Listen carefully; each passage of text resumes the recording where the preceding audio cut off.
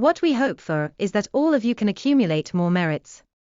If every month we perform the smoke offering to make offerings to all the gurus of the 10 directions, the Buddhas and Bodhisattvas, the Dakinis and Dakinis, and also give offerings to all the sentient beings of the 6 realms, including our deceased relatives, it will help many sentient beings and also accumulate great merits. I hope you will not be negligent, but do it every month.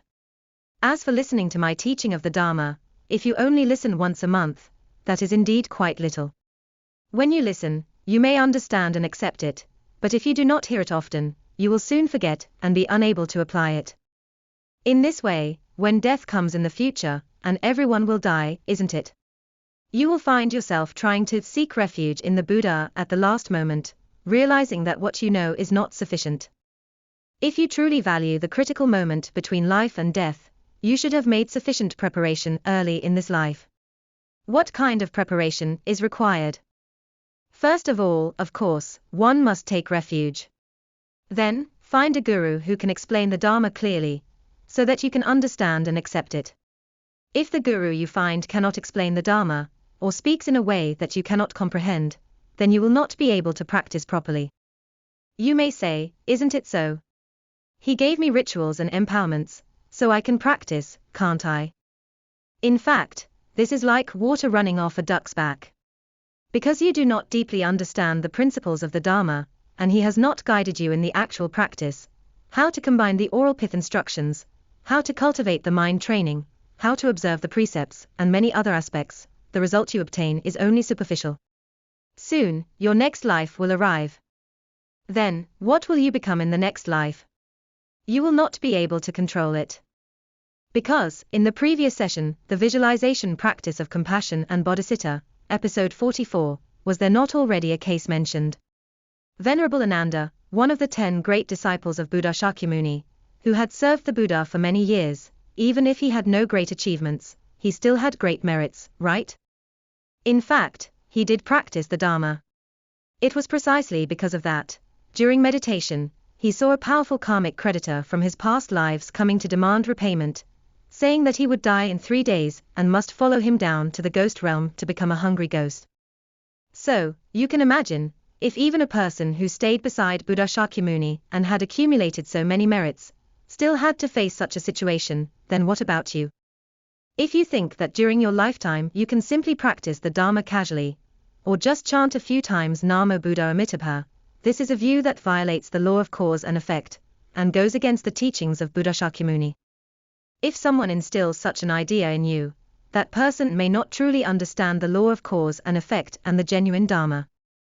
The Dharma is not something that can be defined by such people. The law of cause and effect and karma arise from the entanglement of all our minds through countless lifetimes. This power is immense. Even after Buddha Shakyamuni attained Buddhahood, he still had to experience the 10 karmic consequences. You can thus understand that it is not as simple as what some of you may say. Doing a little, or chanting a few times of Namo Buddha Amitabha, is not enough. True Dharma means facing the law of cause and effect and also facing karma itself. If we truly wish to apply effort in our Dharma practice, we must not be careless or negligent. In fact, you should feel a sense of awe and fear. You have already wandered through countless lifetimes in samsara, and now, being fortunate enough to be born human again, and to hear the Dharma, if you still do not cherish this opportunity, it will vanish in an instant. Today, before the puja officially begins, we will continue with the visualization practice of compassion and bodhicitta series, episode 45. The topic for today is the shortcut methods to enter the realm of heavens, the Buddha's pure lands, and the 9 levels of samadhis. You should know that in the previous 2 sessions, we discussed how our Dudjom Buddhist Association, International, teaches people how to practice the Dharma. What is the first thing to do upon entering the practice? This was explained in episode 43. What is the second thing to do? That was discussed in episode 44. And in this session, we will speak about the third aspect, what should be done next. That is, your guru, the gurus of the disciples present here, which refers to us, or the gurus of those studying the Dharma elsewhere, should all follow these steps.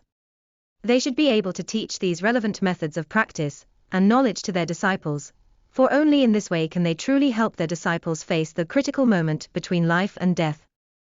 Alright, in this session we shall speak about the shortcut. In fact, many people may think, I might not be able to escape samsara, and I might not be able to attain Buddhahood, but my greatest aspiration is to be reborn in a Buddha Pure Land. Yet, if we wish to go to a Buddha Pure Land, is it really enough just to chant a few times, Namo Buddha Amitabha? This directly involves the law of cause and effect. You have planted many causes in your past lives, and naturally you must experience their results. So, can chanting a few times of Namo Buddha Amitabha really cancel out the workings of cause and effect? Can these karmic results simply be brushed aside, allowing us to do what we wish and reach a Buddha's pure land? It is not so simple. It is not that reciting Namo Buddha Amitabha is useless, it certainly has its effect. The issue is that its effect is not as great as you may imagine. It is a relatively lower level method of Dharma practice.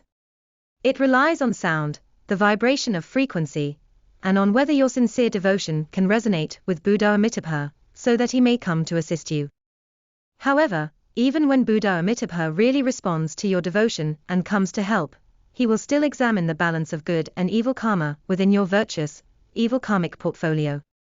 He will consider whether it is possible to draw upon some of your good karma temporarily, allowing you to reach a Buddha's pure land first, where you can then gradually remove your bad karma and accumulate more good karma, in the hope that you may eventually be liberated from samsara. That is, if within your virtuous, evil karmic portfolio, there is little good karma, or none at all, or if the bad karma is too heavy, then even if the Buddha himself was alive, or Buddha Amitabha appeared before you, ultimately he could only make use of whatever good karma you have, helping you as much as your own karma allows. In truth, there is no absolute guarantee that you will be able to reach a Buddha's pure land.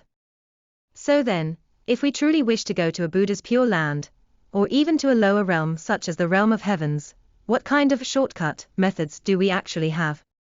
These shortcuts are not ways to overturn the law of cause and effect, rather, you must genuinely plant certain causes in order for them to become your shortcuts, and only then will you be able to obtain their results.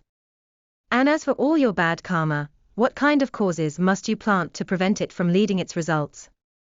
All these will be explained in this session, and they also involve the matter of concentration power. Therefore, we must speak about the 9 successive stages of meditation. Alright. Before we formally begin today's topic, let us first review the key points from the previous sessions. What have we actually been discussing?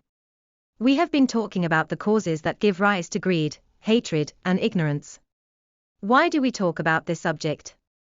Because most of us are caught in samsara due to greed, hatred, and ignorance, or even fall into the 3 lower realms, namely the realms of hells, hungry ghosts, and animals.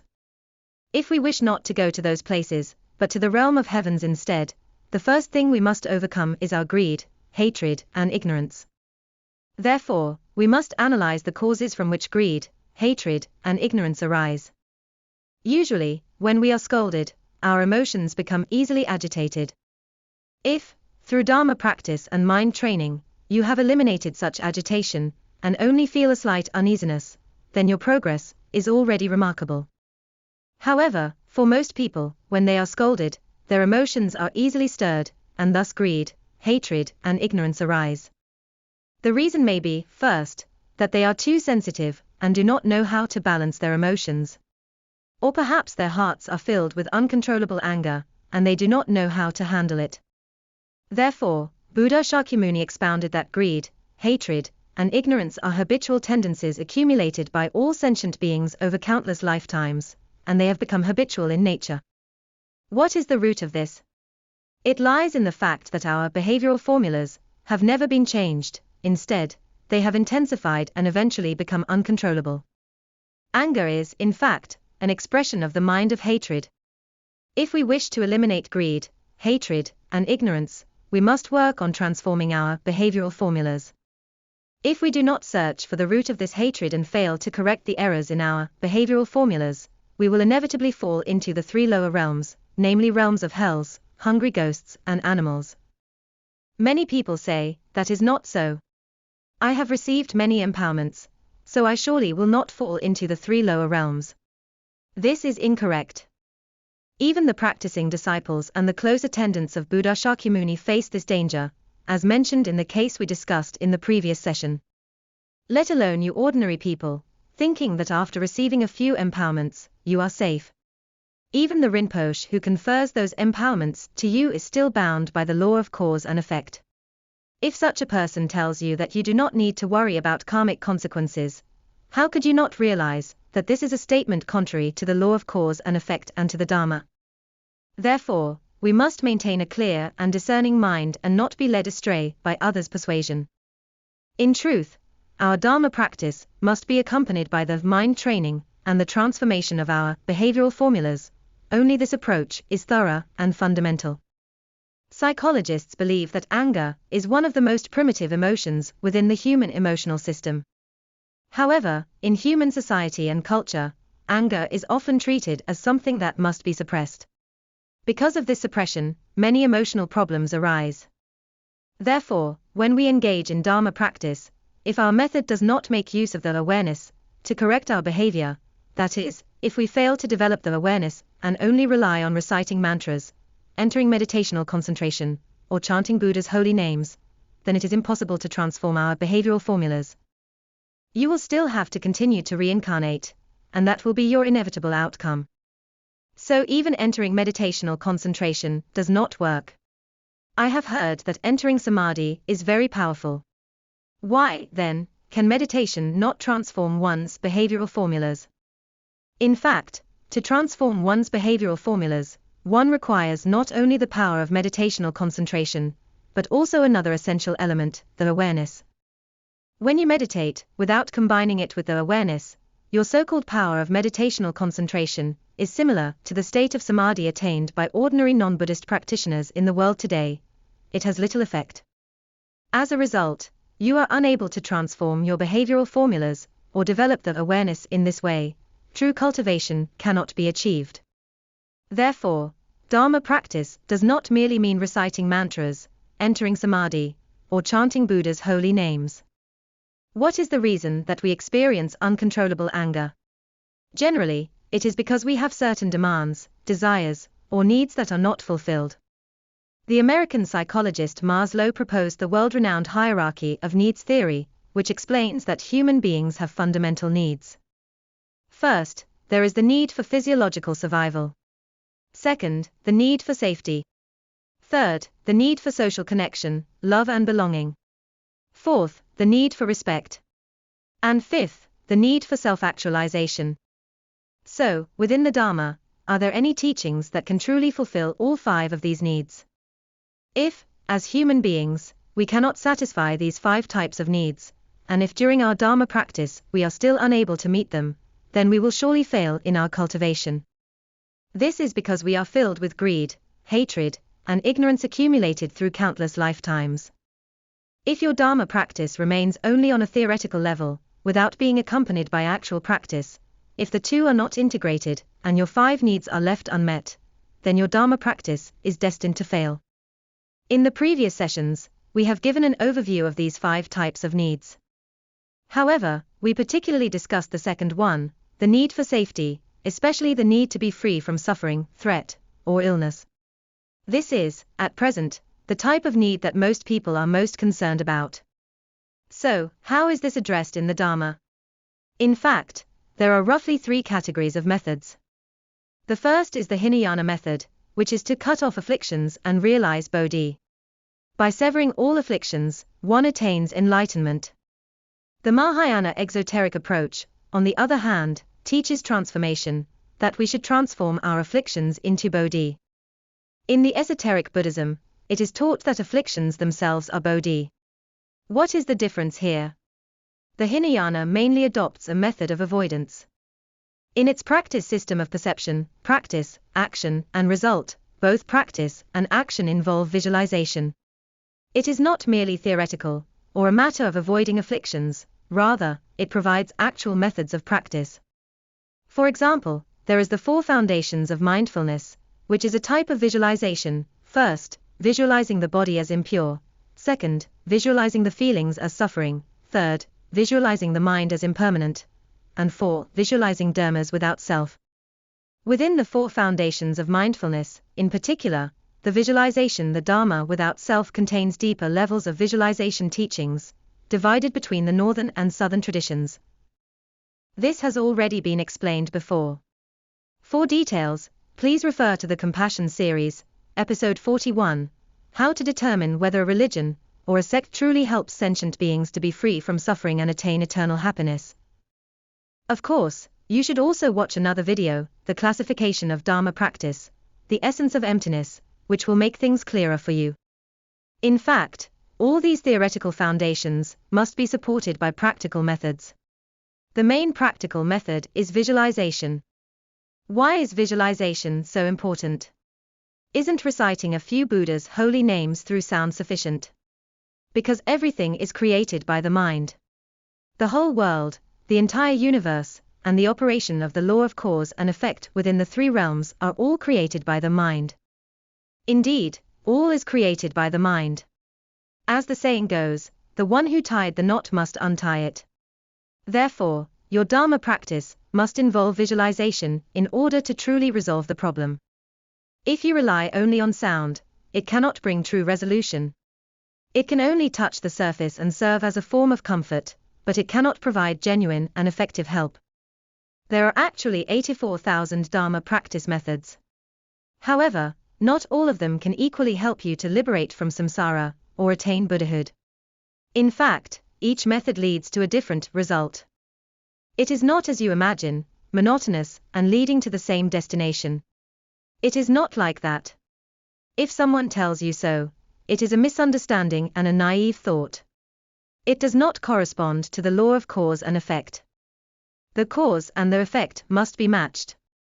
If you do not match them and assume that all 84,000 are the same cause, leading to the same effect, this is mistaken. Different causes produce different effects. The effectiveness among them varies greatly. Now, let us talk about the distinction between the exoteric Buddhism and the esoteric Buddhism. In Buddhism, there are 10 schools. What are their differences? We have already discussed the Hinayana. In Mahayana, the Tiantai school teaches the one mind and three visualizations, which is a visualization practice, yet it has been lost. The Sanluan school's correct visualization of nothing to be gained has also been lost. The Vinaya school has no method of visualization practice. The Pure Land school's 16 contemplations of Amitabha has also been lost. The Yogacara school's the fivefold Vijnanavada visualization has likewise disappeared. The Zen school's visualization on the inherent nature, original face, has been lost, and the Huayang school's visualization of the Dharma realm has vanished as well. The esoteric Buddhism is different. It possesses many methods of visualization practice. These methods include teachings on emptiness, the awareness, main orientation, and various levels of practice. They also contain approaches for dealing with our 5 kinds of needs. All these visualizations must remain in mutual balance. If a teacher of the esoteric Buddhism instructs you with an unbalanced method, your Dharma practice will not succeed, it may even cause problems. The essential point lies precisely in the word, balance. Visualization is one of the cores of our Dharma practice. In the aspect of actual practice, if there is no element of visualization, in essence, one cannot accomplish the practice. You will certainly continue to reincarnate within the samsara, and even after 3 great asamkhya kalpa, you may still gain nothing. This is precisely the weakest point of the exoteric Buddhism. It has only theory and some simple practices, such as reciting the sutras, chanting Buddha's holy names, and meditation. The reason why all these visualization practices have been lost is that they turned everything into the simplest form of explanation, or taught people that almost no real practice was required, merely chanting Buddha's holy names would suffice. They oversimplified the teachings. Simplification has one advantage: it makes propagation much easier. As long as one boasts a little and others believe in one's words, many will come to follow and join the sect. Thus, you will gain many followers, that is the benefit. Yet in truth, why do you attract followers? It is for their salvation. However, in this way, they cannot truly be saved. They are merely given superficial knowledge and are said to have taken refuge in the Buddha, but without truly understanding the principles, and without actual practice, in the end they cannot overcome their own karma, and must continue to reincarnate in samsara. In this way, they will instead lose confidence and say, these things do not work after all. Consequently, they lose faith in the Dharma, and that is truly unfortunate. Therefore, we should thoroughly explain the genuine Dharma to them, so that they may understand the principle of cause and effect. Yet merely understanding cause and effect is not sufficient. One must also know how to unravel this pairing of cause and effect, and how to resolve it in order to save oneself. This too is a key point of actual practice. Now, if people do not understand and you boast to them instead, that is equivalent to deceiving them. Such deception is grievous for them. Why? Because they will abandon the methods that could truly save them and will not learn. They may devote themselves solely to your single teaching, merely chanting the Buddha's holy names, and in the end, they will fail to be saved. That is no good, is it not? Although you may tell many stories, that someone passed away, appeared in a dream, and was saved because they recited Namo Amitabha, in fact, we should rely upon what the sutras teach. Only what is stated in the sutras is true. The sutras explain that one must achieve, without disturbance of thoughts, with profound focus and meditative stability, before one can sense the presence of Buddha Amitabha. Even then, whether one can truly be saved depends upon one's karmic portfolio. These are indeed the genuine cause and effect. The fatal weakness of the Mahayana exoteric Buddhism lies in the excessive exaggeration of the power of reciting the Buddha's holy names, which has led to the loss of many genuine methods of practice. Moreover, most Mahayana sutras actually appeared several centuries after the Buddha's nirvana. Therefore, their contents must be verified in order to determine whether they are truly spoken by the Buddha, or were later creations by others.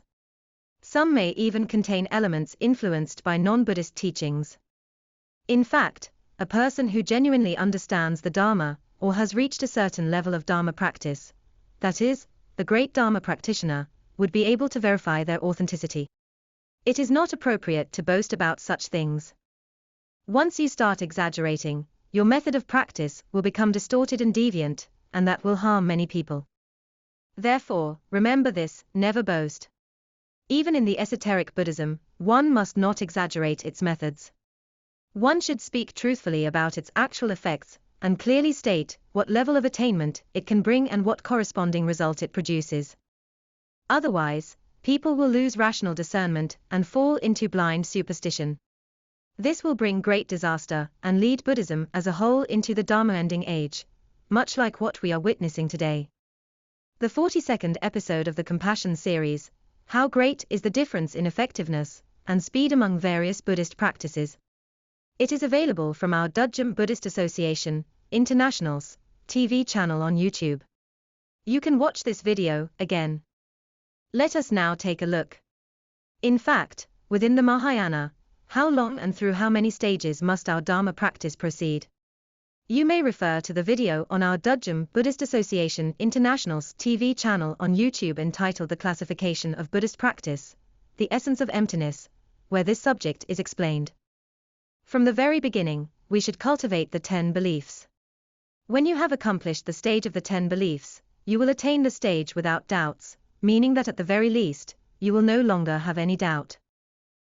Many people, even after practicing the Dharma for over a decade, still have doubts about the Dharma. The main reason is that the teachings they have received have not thoroughly helped them to understand the true essence of the Dharma. They have only heard the sutras being recited once, with a brief mention of a few technical terms, followed by an instruction simply to chant the Buddha's holy names.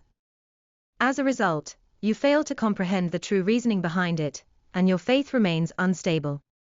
Consequently, you cannot attain the stage without doubts. You remain trapped in uncertainty, continually questioning the principles of the Dharma. So how could genuine progress in your Dharma practice ever occur? At the very beginning of our journey, there is still a long way to go. Even if you have already established the foundation of the 10 beliefs, there remains a long path ahead of you, does there not? If, when listening to someone expound the Dharma, you raise questions, but receive no proper explanation in return, then ultimately you have not truly established the 10 beliefs. Your faith remains unstable, and thus you cannot attain the stage without doubts, nor can you progress any further along the path of Dharma practice. When we begin our journey, there is still a long way to go. Even if you have already established the foundation of the 10 beliefs, there remains much to travel, is it not? If you listen to someone teaching the Dharma and raise your questions, yet that person cannot explain them clearly, then in the end you do not truly possess the 10 beliefs. Your faith remains unstable, and thus you cannot attain the stage without doubts, nor can you progress further in your Dharma practice. How long is one Asamkhya Kalpa? One Asamkhya Kalpa equals 10 to the 51st power of the time taken for the universe to go through the cycles of formation, existence, destruction, and emptiness. It is indeed an unimaginably long duration, beyond any means of calculation, is it not? From the first level of Bodhisattva to the 7th level of Bodhisattva requires one Asamkhya Kalpa. From the 8th level of Bodhisattva to the 10th level of Bodhisattva, it requires yet another Asamkhya Kalpa. Even then, it is still not complete. One must further cultivate from the 10th level to the stage of the Bodhisattva of equal enlightenment, and only then can one reach the 11th level, land of luminous light, Prabhakarabhumi, that is, the perfect enlightenment, and thus becomes a Buddha. When the esoteric Buddhism speaks of attaining Buddhahood in this very life, or in this very body, upon what is it based? It depends on whether the one who teaches you instructs you to begin your Dharma practice from the level of the result, or from the level of the cause. The difference may appear subtle at first, yet it leads to an enormous divergence in the final outcome. If you wish to attain Buddhahood in this very life, you must practice from the level of the result. What is the result? The result is the perfect enlightenment, which is the awareness itself. Therefore, from the very beginning, you must cultivate with the awareness. But how does one practice with the awareness until Buddhahood is attained? This requires first understanding how to transform the mind into wisdom and to train for the arising of the 5 wisdoms. The primary direction of your Dharma practice must be to elevate the awareness, for only then can you approach the perfect enlightenment. In other words, even from the very beginning, when practicing the 10 beliefs, you must connect your cultivation with the awareness. What are the 10 beliefs?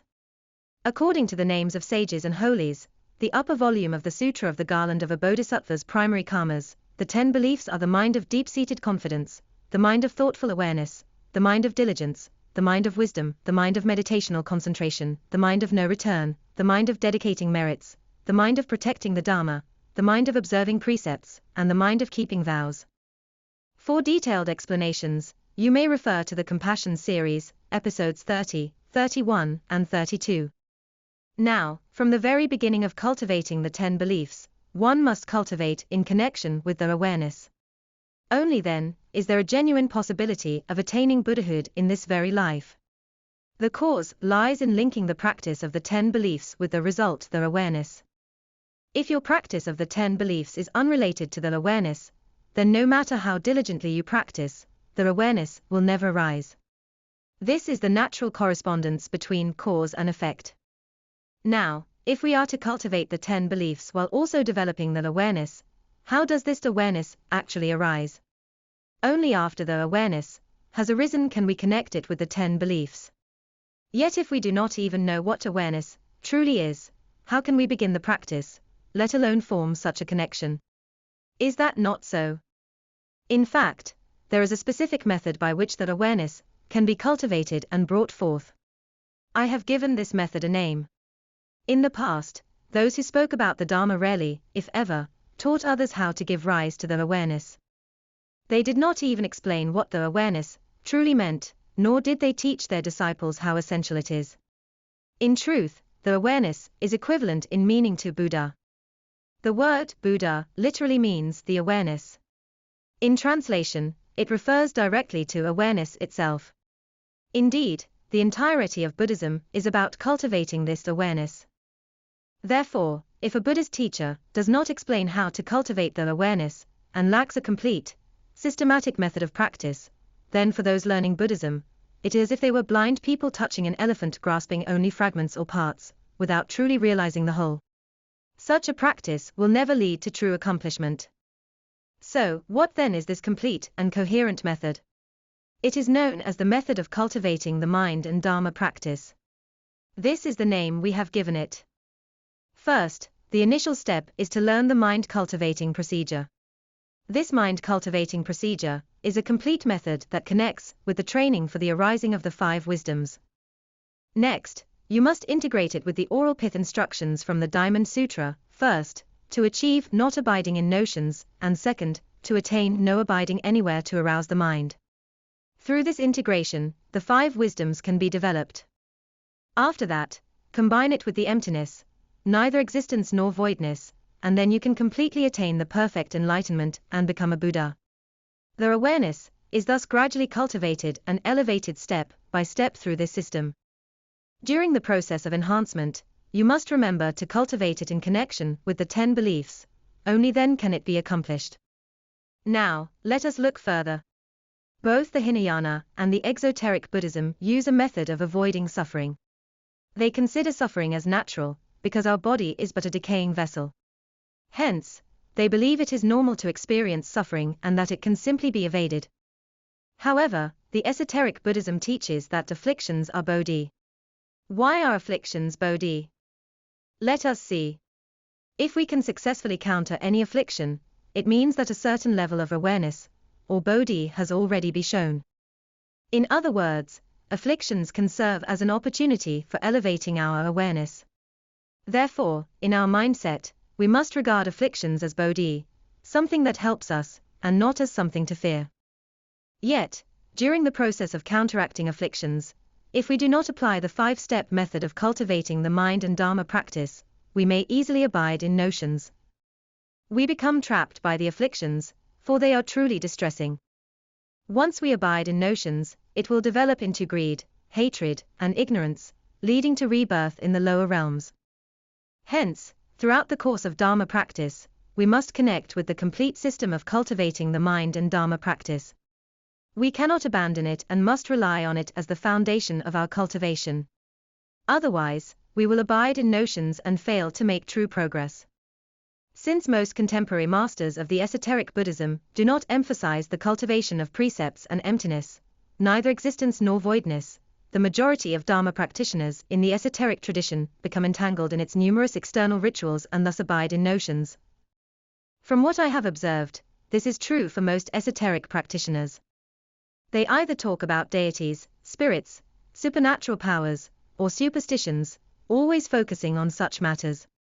When asked about the actual principles of the Buddhist sutras, they become completely confused. Therefore, by asking them just a few questions, one can immediately discern whether that person is truly a practitioner, and whether they have attained any real progress in their cultivation. This becomes one of the main causes of their descent into lower rebirths. In other words, instead of helping themselves, they bring harm upon their own path. Hence, we must be very cautious about this.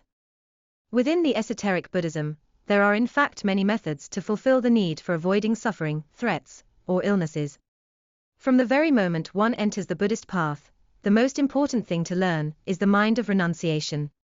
Are you truly determined to practice the Dharma? Do you genuinely wish to be liberated from samsara?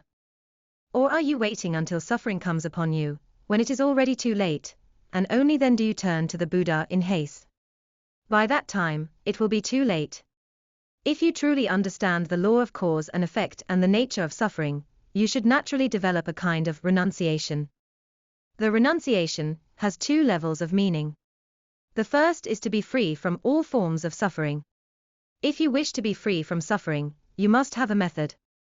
What kind of method? You must learn, with wisdom, how to handle these methods properly. You do not escape from suffering, yet you are not entangled by it, in other words, you do not abide in notions. The second level is to have the firm determination to be completely free from the suffering of samsara. One must truly possess strong resolve to achieve this. Otherwise, when a guru, such as myself, strictly instructs you to complete all 45 episodes of the Compassion series, you will quickly lose patience and give up. Why? Because your determination is weak, and you still have doubts toward your guru. You have not yet realized how dreadful and painful samsara truly is. You do not feel fear or urgency, and so you are easily deceived, thinking that chanting a few times of Namo Buddha Amitabha is sufficient. In this way, you are deceived by others and also deceive yourself. You are fooled by others, and you fool yourself as well. And what will happen in the end? You will lack the determination, and without such determination, you will not be able to progress in your Dharma practice.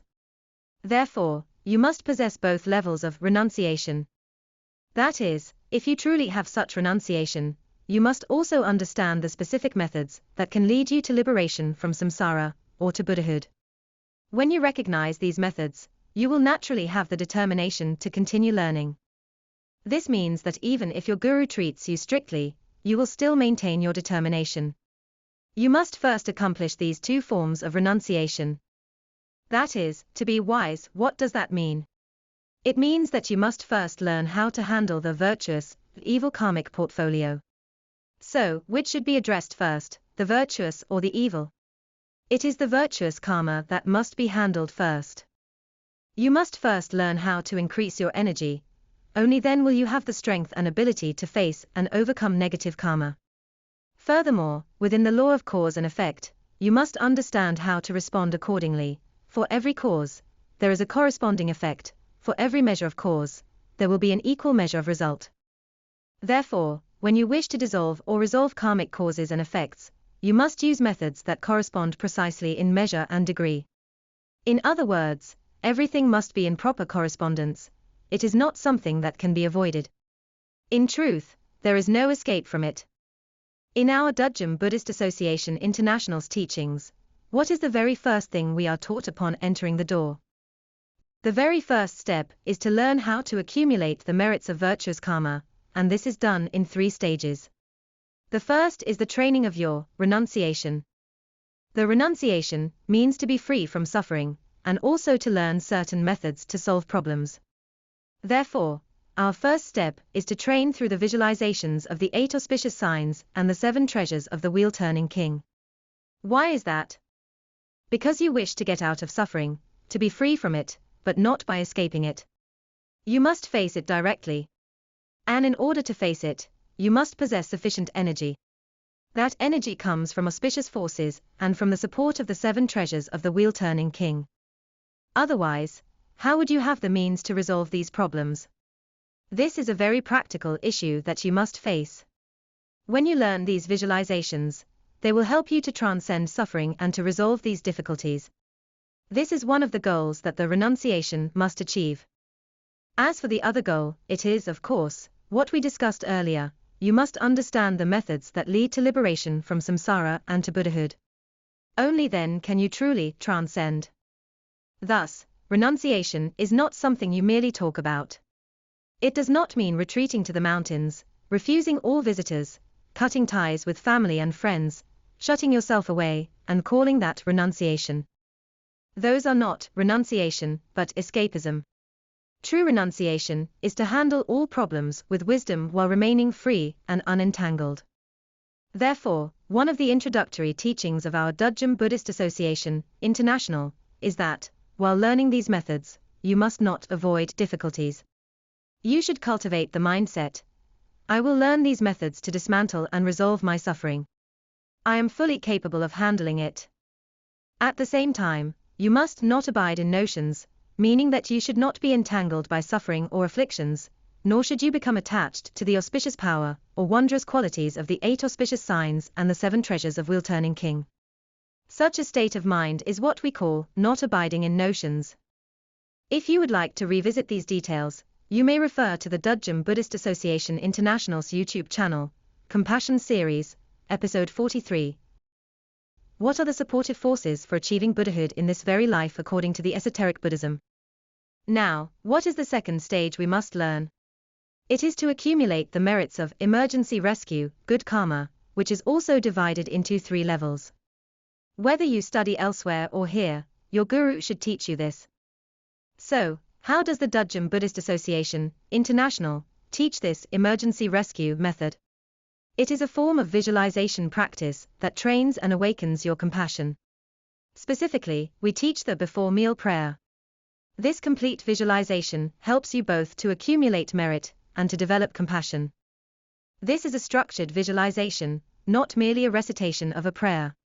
This constitutes the second introductory teaching of our Dudjom Buddhist Association, International. What are the detailed procedures? It primarily explains that at the time of death, there is always the possibility that our Dharma practice might falter. We cannot predict how karmic forces will arise, and as a result, we may fail to reach our intended destination. For instance, we may wish to break away from samsara, but cannot. We may aspire to reach a Buddha's pure land, but are unable to. We might remain in the state of the intermediate body bardo, drifting without direction. Or, we may have been reborn, perhaps into a realm that allows some chance of escape, which is slightly better, or even into a realm where liberation is nearly impossible, completely trapped within it. Then, how can we offer emergency rescue in such circumstances? For this, you should re-watch the Dudjom Buddhist Association International's YouTube video, Compassion Series, Episode 44, Methods of Emergency Rescue After Entering the Realm of Hungry Ghosts, or Remaining in the State of Bardo After Death. In the third stage, which we will discuss today, the third introductory teaching of the Dudjom Buddhist Association, International, focuses on how to accumulate the merits that enable liberation from samsara, the cycle of birth and death. This requires sufficient strength, not merely chanting a few times of a Buddha's holy name, but engaging in profound, properly guided visualization practices. These practices possess the power to free one from samsara, and they are taught in 3 distinct stages. So, what are these 3 levels? They refer to the stages we must face at the moment of death. Death, in truth, is our greatest opportunity, our supreme turning point. It is the stage of transformation that determines whether we descend into unfortunate realms or ascend toward sublime states. Therefore, we must seize this moment and learn how to navigate it properly. What, then, must we handle? First, we must learn how to make use of the most auspicious moment to enter a Buddha pure land. At the time of death, there are many subtle opportunities that can be harnessed to reach a Buddha's pure land swiftly. However, besides recognizing and seizing these moments, there is another crucial understanding required. You must learn to connect with a Buddha's pure land through the purest magnetic field. What is meant by pure magnetic field? It is a state free from disturbance, unclouded by negative karma that disrupts the resonance with a pure magnetic field. This pure magnetic field is not merely a serene or blissful meditative state. If you know that entering the meditative concentration alone may not guarantee entry into the Dharma realm, then you must swiftly establish your connection with a Buddha's pure land. Now, after connecting with a Buddha's pure land, can we progress further to transcend samsara completely? Yes, but only if we learn how to free ourselves from the pulling forces of reincarnation. You must know the precise methods for doing so. The next step is to sever all karmic connections to the 6 realms. Only by cutting these ties can you truly break free from the pulling forces of samsara. In other words, if your aspiration is to enter Buddha's pure land at the optimal time, you must learn to generate a pure magnetic field and master the method of connecting to that Buddha's pure land. But you may say, my goal is not merely to reach a Buddha's pure land, but to completely break free from samsara. Then you must learn how to release yourself from these pulling forces, by cutting all links to the 6 realms. Thirdly, if your aspiration is Buddhahood itself, then you must learn how to enter the Dharma realm, at the most ideal moment with a purest mind. If your mind lacks purity, focus, or understanding of emptiness, that is neither existent nor voidness, then even if you momentarily enter the Dharma realm, you will be expelled from it. Therefore, this method must also be mastered. So, what kind of practice can encompass all 3, connection to a Buddha's pure land, the ability to sever all ties to the 6 realms, and the cultivation of a pure and stable mind capable of abiding in the Dharma realm? What kind of practice allows all 3 to be achieved simultaneously, connection with a Buddha's pure land, cutting off the 6 realms, and entering the Dharma realm with a pure mind? What is this method? Can one truly accomplish all 3 goals? Yes, it is indeed possible. Of course, in the Dudjom Buddhist Association International's introductory teachings, we do not begin with the deepest level right away. However, we at least introduce the first stage of this powerful method. This single practice contains the potential to accomplish all three levels, but its transmission begins with the foundational stage. Only when you have mastered the earlier level will the second and third be taught. Thus, the third introductory teaching of the Dudjom Buddhist Association, International, is the cultivation of merits for liberation from samsara, known as the Tibetan esoteric practice of the Vairochana 7-branch meditation. This meditation practice has several levels. For now, only the first stage has been taught, with a few key oral pith instructions pointing toward how to progress into the second and third levels in the future. The deeper instructions, however, are yet to be elaborated. In fact, many of my disciples have only learned the first level, but because they do not practice meditation, they are disobedient. Without meditation, there is naturally nothing for them to report to me. Since there is nothing to tell me, it is of course impossible for me to proceed to teach the second level. However, as we grow older, I have become somewhat concerned about the disciples. Why do they remain so indolent? You have been taught, yet you do not practice. In this case, I might perhaps not exclude the possibility of teaching the second level, or even revealing a little of the third. For the moment, however, I have only spoken of the first level, with a few hints about the oral pith instructions on how to proceed to the second and third. Towards the end, I did mention the oral pith instructions, yet I have not explained them in detail. What is this practice meant to train you in? It is a visualization training of bodhicitta and meditational concentration. This is, in fact, a very important Dharma practice. Do you know that this Vairochana 7-branch meditation can only be taught to those who have received the second level empowerment of the esoteric Buddhism, or higher? Now, in truth, owing to the compassion and bodhicitta of one of our root gurus, Vajra Guru Lao Yuiche, this restriction has been relaxed so that all disciples, in general, may now learn it. Therefore, although we may learn Vajra Guru did not reveal those oral pith instructions, the ones mentioned in the concluding part. Now, when I teach my beginner disciples, I do mention these oral pith instructions, but without elaborating in detail. Near the end, I say a little about them. Thus, this is the first level. No one understands these oral pith instructions out there, for Guru Lao did not teach them. The second and third levels are even more unknown, are they not? People only know the first level. My disciples know a little more, at least they are aware that these oral pith instructions exist, though they still lack a profound understanding. This here is the training of the third level. The first level of training, as said earlier, is the cultivation of the renunciation, the mind that seeks to transcend suffering. We first speak of transcending suffering. The second level, as we taught in the previous session, is the cultivation of compassion. The third level, which we are discussing today, trains both bodhicitta and meditational concentration together, for they must be practiced in unison. Now, let us first speak about the method of meditation, which some call dhyana or sit meditation. What is it? It is a means to cultivate a kind of concentration that we call the right concentration, samadhi. The right concentration means being free from deviation, an unerring and balanced state of mind. It has another name, called calm abiding, also known as samadhi, or samapatti. What does this mean?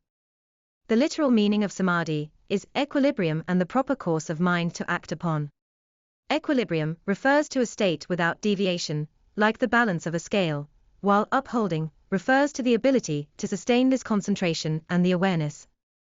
Samadhi, in fact, refers only to meditational concentration, but in truth, it must be accompanied by the awareness. Only then can it be called the right concentration. Without the awareness, it is the same as other religions, those that lack the awareness. Other religions may also claim to have attained samadhi, yet it is not the same as that spoken of in Buddhism, which leads one to enter the Dharma realm and attain Buddhahood. Do you understand? Therefore, this equilibrium is also called the proper course of mind to action upon. Proper mind means that your mind functions in a focused and perfectly balanced way, without any deviation. What does it operate upon? It operates upon the awareness. The course refers to the very sphere of that awareness. Do you understand? This is what is meant by the proper course of mind to act upon. If you do not understand this explanation, then the proper course of mind to act upon would merely remain a phrase. Without interpreting it together with the awareness, your explanation would be incomplete and would not be considered the Dharma. It would fall into other religions. Do you know that within Hinduism, Jainism, Buddhism, Sikhism, and various yogic traditions, this meditative state of consciousness is widely practiced? They all call it calm abiding, or samadhi. Many traditions use these very terms.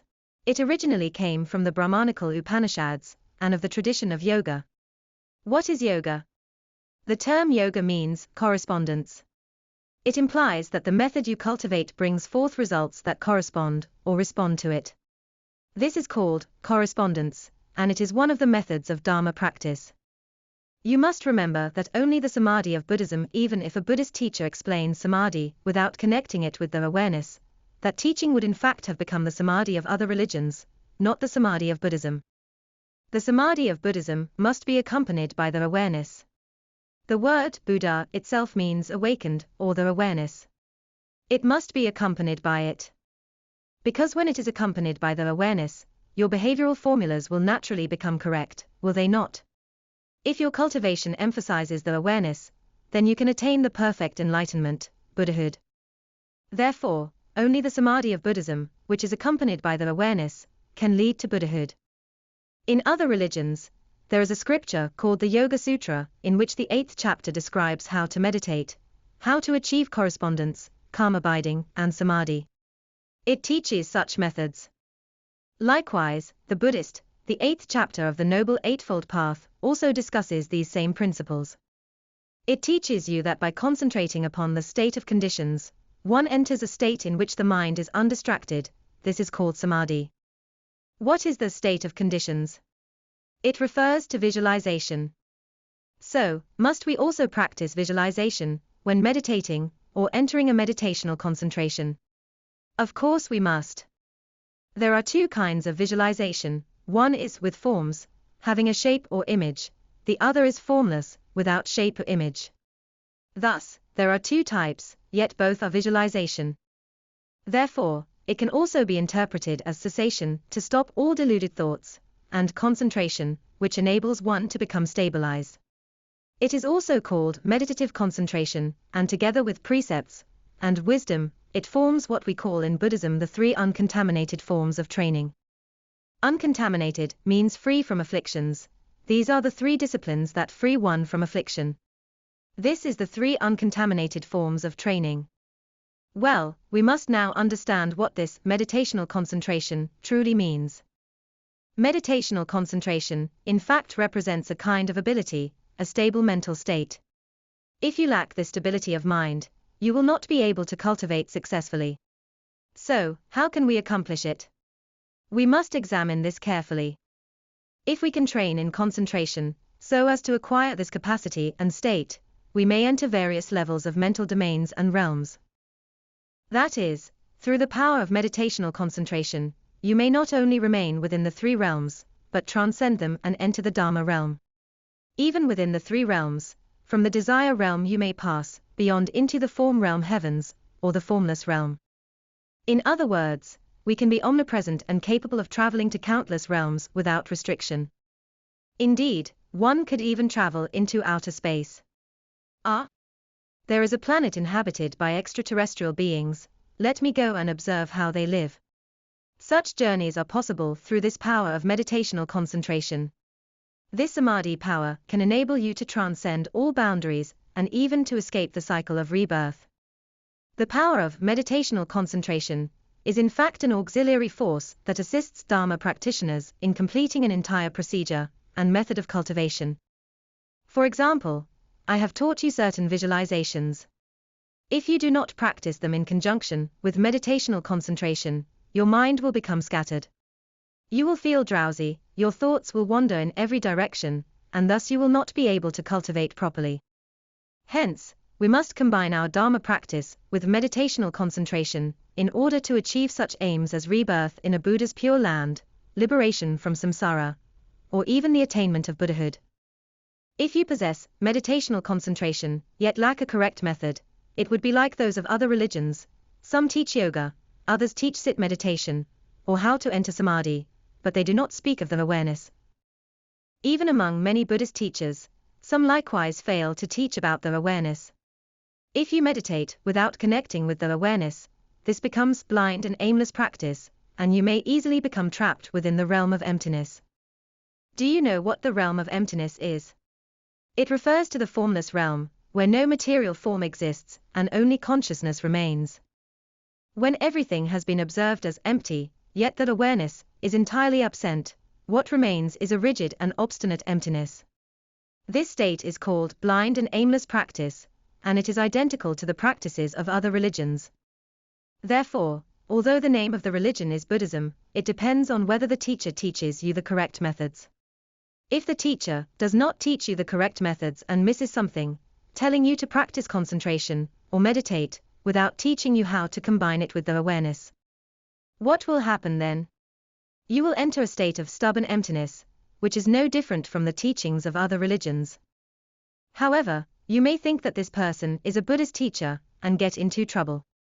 In other words, the method you are practicing, or the practice you are doing, has nothing to do with the awareness, or the Dharma. Having the correct method without meditational concentration is also not enough.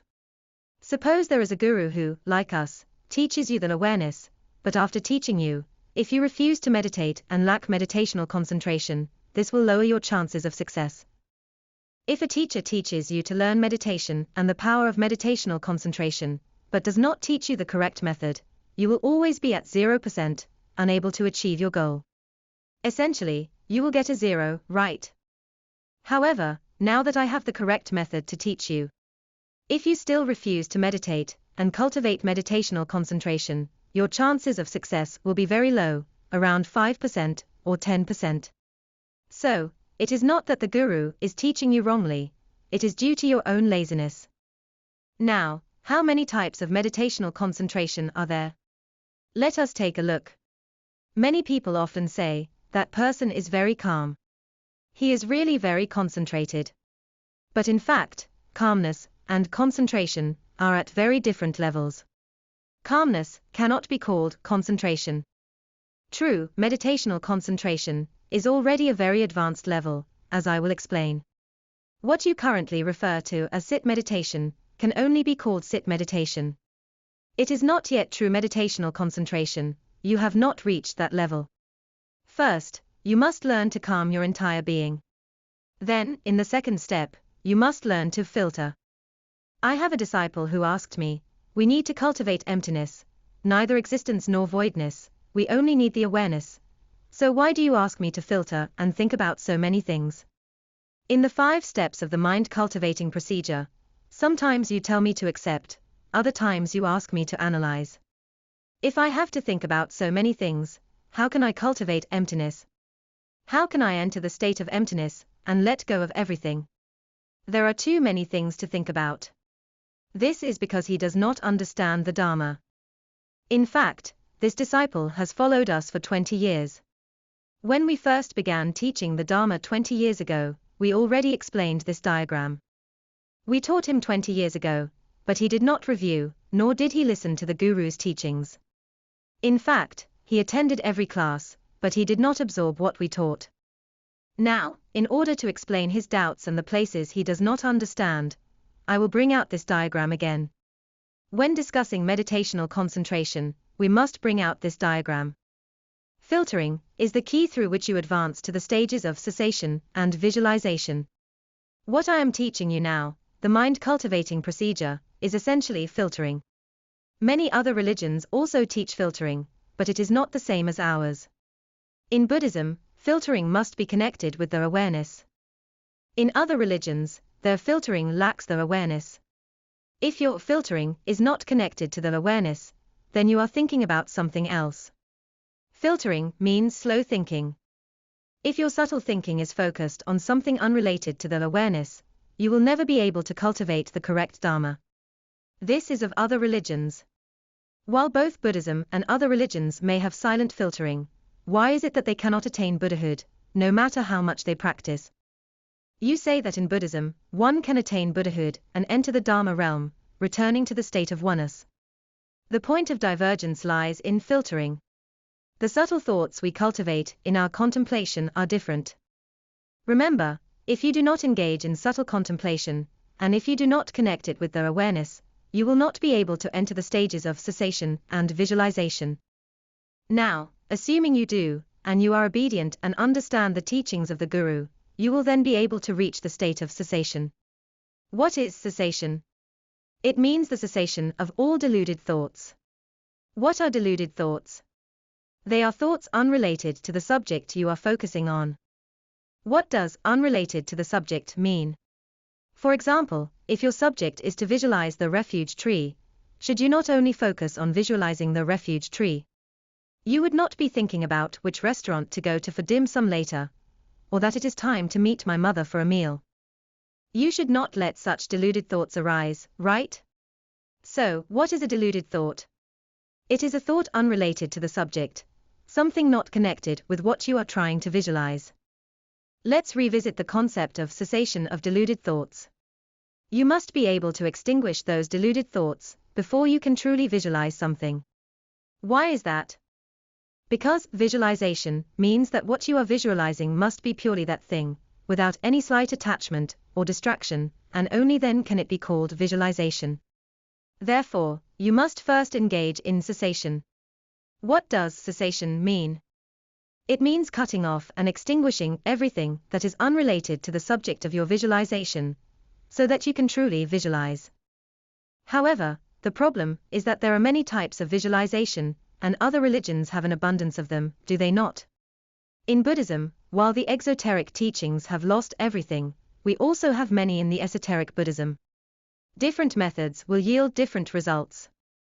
However, if you truly want to visualize and obtain results, the first step is to practice cessation. First, you must extinguish all deluded thoughts. Therefore, I have some disciples who are quite amusing. One of them said to me, "Guru, I do not know why, but when I was practicing Guru Rinpoche's meditation, suddenly the image of Avalokiteshvara with 4 arms appeared. Oh my! Does this mean I have a special connection with Avalokiteshvara, and that's why she suddenly appeared? Oh, does this mean I am practicing the Dharma very well? I've connected with Avalokiteshvara." If you want to visualize Guru Rinpoche, you should have no distractions, and you must stop all thoughts that are unrelated to Guru Rinpoche. Only then can you truly visualize. Only then can you say you have connected with Guru Rinpoche. If Avalokiteshvara with 4 arms suddenly appears, it means that your mind has not yet reached the state of extinguishing all deluded thoughts. You have already started to run the visualization, and thus the image of Avalokiteshvara with 4 arms arises in your mind. Within your mind, there are many kinds of thoughts, so which one arises? It is determined by us. However, if you lack this ability, meaning you cannot achieve cessation, this will arise randomly. This is the meaning of not being able to cultivate properly. You should extinguish all thoughts unrelated to Guru Rinpoche, and if you cannot stop them, the image of Avalokiteshvara will appear. This means you have not truly connected with Guru Rinpoche. Do you understand? In other words, if you cannot achieve cessation, how can you talk about visualization? You must achieve cessation before your visualization can be successful. Each visualization process yields different results.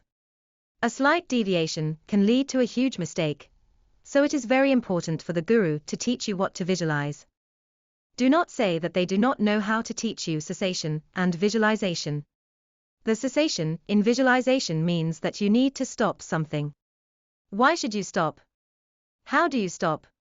Cessation means to stop deluded thoughts. How can you tell if you have truly achieved cessation? Now, I have told you. In fact, you can immediately know if you can stop those deluded thoughts just by visualizing. Furthermore, the content of visualization is what is most important. If they teach you the wrong thing to visualize, the result will be completely opposite. Do you understand? So, the process of visualization is very important. This is the greatest difference between Buddhism and other religions. What is meant by the union of shamatha, calm abiding, and vipassana, penetrative insight? You must achieve cessation of all deluded thoughts before you can run the visualization to make it manifest. That is, both must be balanced to achieve your goal. Some people are like this. They sit there like a piece of wood and say, I've achieved cessation, all my deluded thoughts are gone, but they have nothing to visualize. Then they say they are amazing because there are no thoughts at all, and they are very powerful. In reality, they lack the awareness. After all thoughts have been extinguished, that awareness itself is also stopped and gone. You are required to not abide anywhere to arouse the mind. The oral pith instruction is to arouse the mind, which refers to the development of the awareness. When you stop the deluded thoughts, that awareness also gets stopped, and without that awareness, you become like a piece of wood, like an idiot. This easily leads to entering stubborn emptiness, and you become trapped in the formless realm. Therefore, you must balance both cessation and visualization, and both must be running simultaneously. This is called the union of shamatha, calm abiding, and vipassana, penetrative insight. You must have the awareness emerge. You cannot just have cessation without visualization. You might think your cessation is great, but if you have no visualization and no awareness, you are in big trouble. Do you understand? You do not use cessation to visualize something or to connect things, such as connecting with the Buddha's Pure Land or Guru Rinpoche, or the Guru's teachings, which can be taught in the state of meditational concentration. If you are not able to connect, nothing will be taught to you, and you will end up with nothing. Do you understand? What exactly is the purpose of your cessation? Do you want to become like a piece of wood? Would being like an idiot be good? That is the situation you will end up with. Do you understand? Therefore, with cessation, there must be visualization, and when one should not abide anywhere, he needs to arouse the mind. Do you understand? This is called the union of shamatha, calm abiding, and vipassana, penetrative insight. So, what is the meditational concentration? You must first practice cessation and visualization well in order to enter the meditational concentration. So, the meditational concentration is that advanced. It is above cessation and visualization. Only with meditational concentration can wisdom be developed. What wisdom? The 5 types of wisdom. Now, to attain Buddhahood, we must generate the 5 types of wisdom.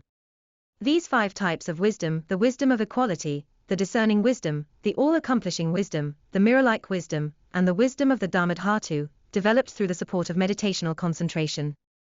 However, if you only have meditational concentration, but no substance, how can wisdom be developed? This is where the mind-cultivating procedure I am teaching you comes into play. Therefore, the two must be cultivated together, which is called the simultaneous practice of meditational concentration and wisdom. If you only cultivate the meditational concentration without wisdom, you will be like people from other religions and will never be able to enter the Dharma realm.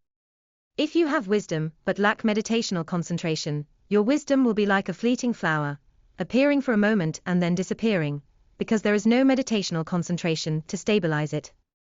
Suddenly, I feel very clear, I understand something, but then I forget what I understood, and all the wisdom is gone.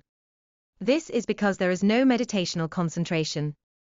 Therefore, you must cultivate both together, in a balanced way, and this is called the simultaneous practice of meditational concentration and wisdom.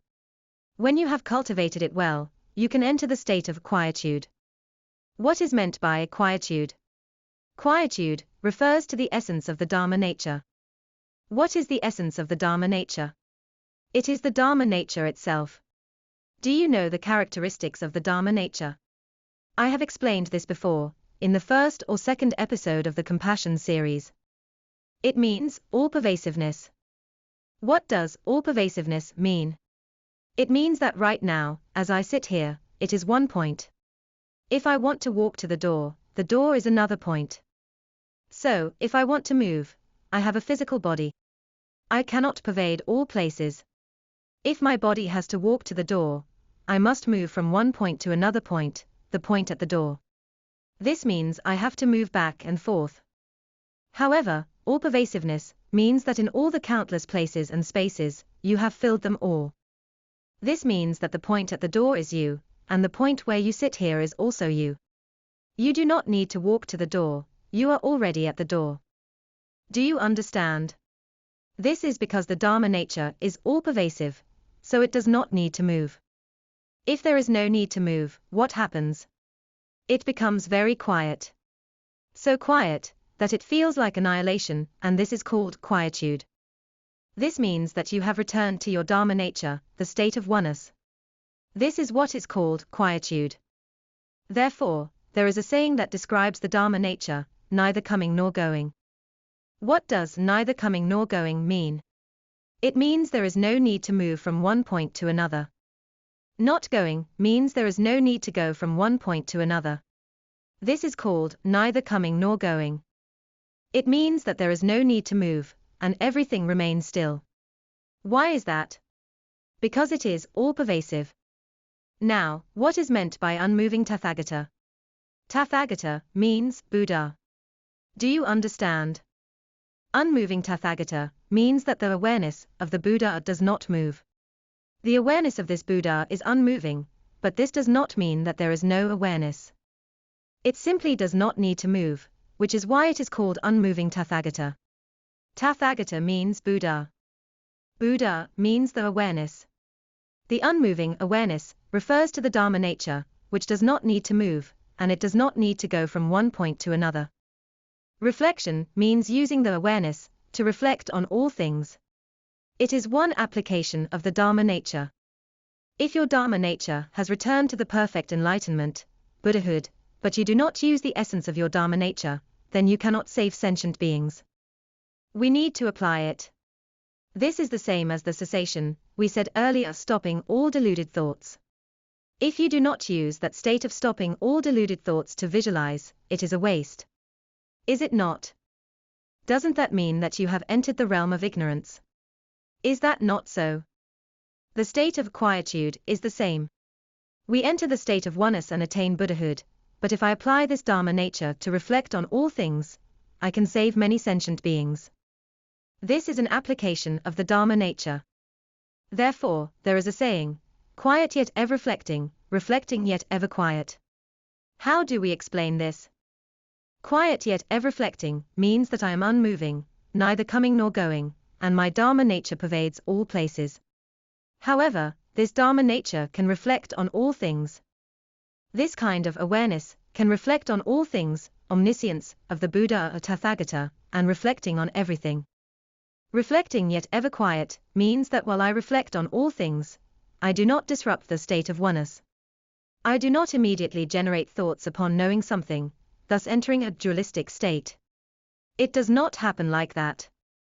It means quietude, still in the state of oneness, yet that awareness reflects on and knows everything. This is called reflecting yet ever quiet. It means 100% complete awareness.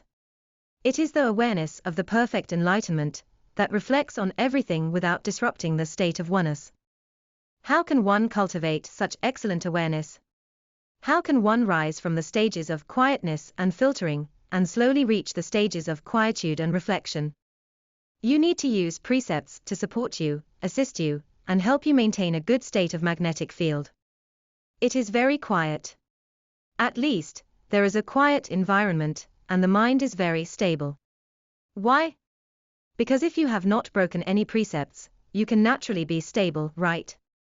If you violate a precept, immediately repent, clear it, and then you can be very stable and very quiet. In this way, you are very quiet. Of course, you may not have reached the meditational concentration, but at least you can be very quiet. The precepts can help you slowly progress. So, we need the awareness. Didn't I say before that we need the awareness? Having only precepts is not enough. We also need the awareness. That means you use the precepts as support, treating them as a handrail, helping to elevate your awareness gradually. How can the awareness be enhanced? It begins during the stages of quietude and visualization. In other words, if you practice quietude and visualization, and there is no method for developing the 5 types of wisdom that I have taught, it means that you are not following the mind-cultivating procedure. I have a disciple who is like this. These disciples are called rebellious disciples. Isn't that so? He said to the Guru, "You want me to practice the mind-cultivating procedure. Wow! You want me to analyze so many things, think about so many things, and I can't calm my mind. Is this called quietude?" He did not understand that this is called filtering, which must be accompanied with quietude and linked with the awareness. Only when you develop the awareness, through visualization, can it truly be called filtering. If your filtering is focused on something else, and many afflictive emotions such as greed, hatred, and ignorance arise, that is not called filtering. Those are unrelated to the awareness, and are forms of filtering from other religions. If your filtering revolves around your own personal benefit, such as worrying whether the Guru has taught you something wrong, then you lack absolute faith in your Guru. You do not understand the basics, yet you want to reach the highest state right away. Guru, I want the meditational concentration. Why haven't I achieved the meditational concentration after meditating for so long? Because you have not done the quietude and visualization properly. Your behavioral formulas have not been corrected, and your 5 aggregates still contain much greed, hatred, and ignorance.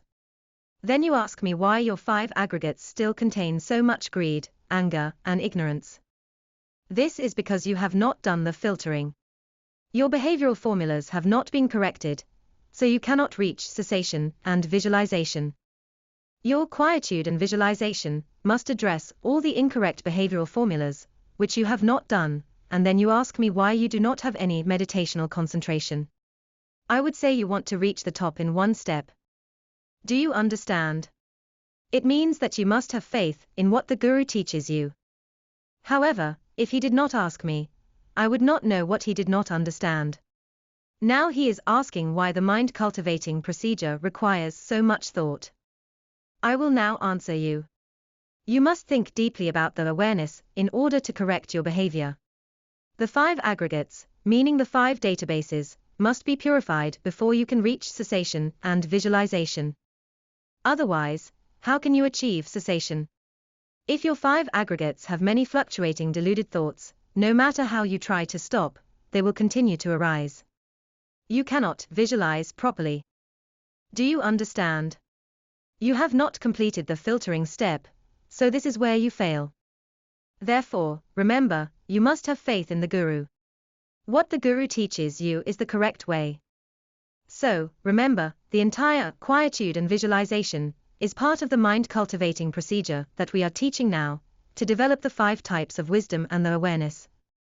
If you have not done the work or corrected your behavioral formulas, do not tell me that you have great awareness. You are still at the beginner level. Alright, in fact, we have already taught this diagram.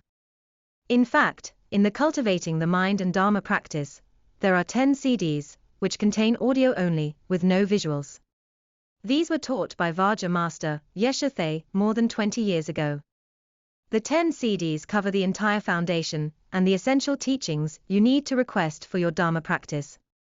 It explains everything thoroughly. The diagram we said earlier is also explained in this series. I am explaining it again, in more detail. You must remember that whether you are one of our disciples or a Dharma believer, if you truly wish to learn the Dharma, you need to get this set and listen to it. Because the series covers the basics that you need to understand. There are both Mandarin and Cantonese versions. Make sure to watch it. In fact, how many types of meditational concentration are there? According to the traditional classification of meditational concentration in Buddhism, it is based on the early teachings of Buddhism, or the Hinayana tradition, which is the most complete. Early Buddhism divides the main types of meditational concentration into 9 levels, called the 9 successive stages of meditation. Mahayana Buddhism also follows this classification, thus the 9 successive stages of meditation has become a shared classification for both Mahayana and Hinayana Buddhism. Now, let's talk about the 9 successive stages of meditation. What is the relationship between these 9 successive stages of meditation and our 3 realms? What exactly are the 3 realms? Currently, we are in the desire realm. In the human realm, above us, there are 6 heavens, called the 6 desire heavens, which are of lower realms of heaven. Now, The methods practiced by other religions often lack the awareness, and do not understand concepts like abiding in notions, or an attached mind. Because they do not understand these, their practice of meditational concentration is often misguided. Therefore, when practitioners from other religions claim that they have ascended to the heavenly realms, and then say they dreamt of a certain relative who went to a particular heaven, they are actually referring to the 6 desire heavens, the lower realms of heaven. The higher heavenly realms are referred to as the form realm, which has 18 heavens. Why is it considered higher? Because there is little desire, so it is of higher realms of heaven, and the material structure is much more subtle. The realm where there are no substances is called the formless realm. In this realm, there is no materiality, only consciousness and thought exist. There are 4 heavens in the formless realm. If you want to go to the heavenly realms, it is actually quite easy. You do not need meditational concentration, just perform good deeds and accumulate merit, and you can enter. You might say, why not just follow another religion? God says, those who believe will be saved. Just believe, and you do not need to do anything. How easy it is. You have to chant mantras, it's so troublesome. I can tell you, this is what people who do not understand the cause and effect would say. Those who understand the law of cause and effect know that the condition for entering the higher realms is that, at the time of death, your negative karma does not appear, and you have accumulated positive karma, thus allowing you to enter. However, if you have positive karma, but also negative karma, and the negative karma appears first, you will not be able to reach the 6 desire heavens. That means, you thought what God said was correct, but it turns out it is not. It turns out that the law of cause and effect exists. Even God is subject to the law of cause and effect. How much more so for those who follow him to learn? Therefore, remember, what is the most important thing we need to deal with at the time of death? First, it is to use the best moment to enter a Buddha's pure land. Didn't we just discuss this? You can review when the best moment at the time of death is. You can refer to episodes 3 to 5 of our Compassion series, where this is explained. Then, at that moment, we must connect with the Buddha's pure land. But there is a condition, you must have a very pure magnetic field. If you can do this, you can bypass this limitation.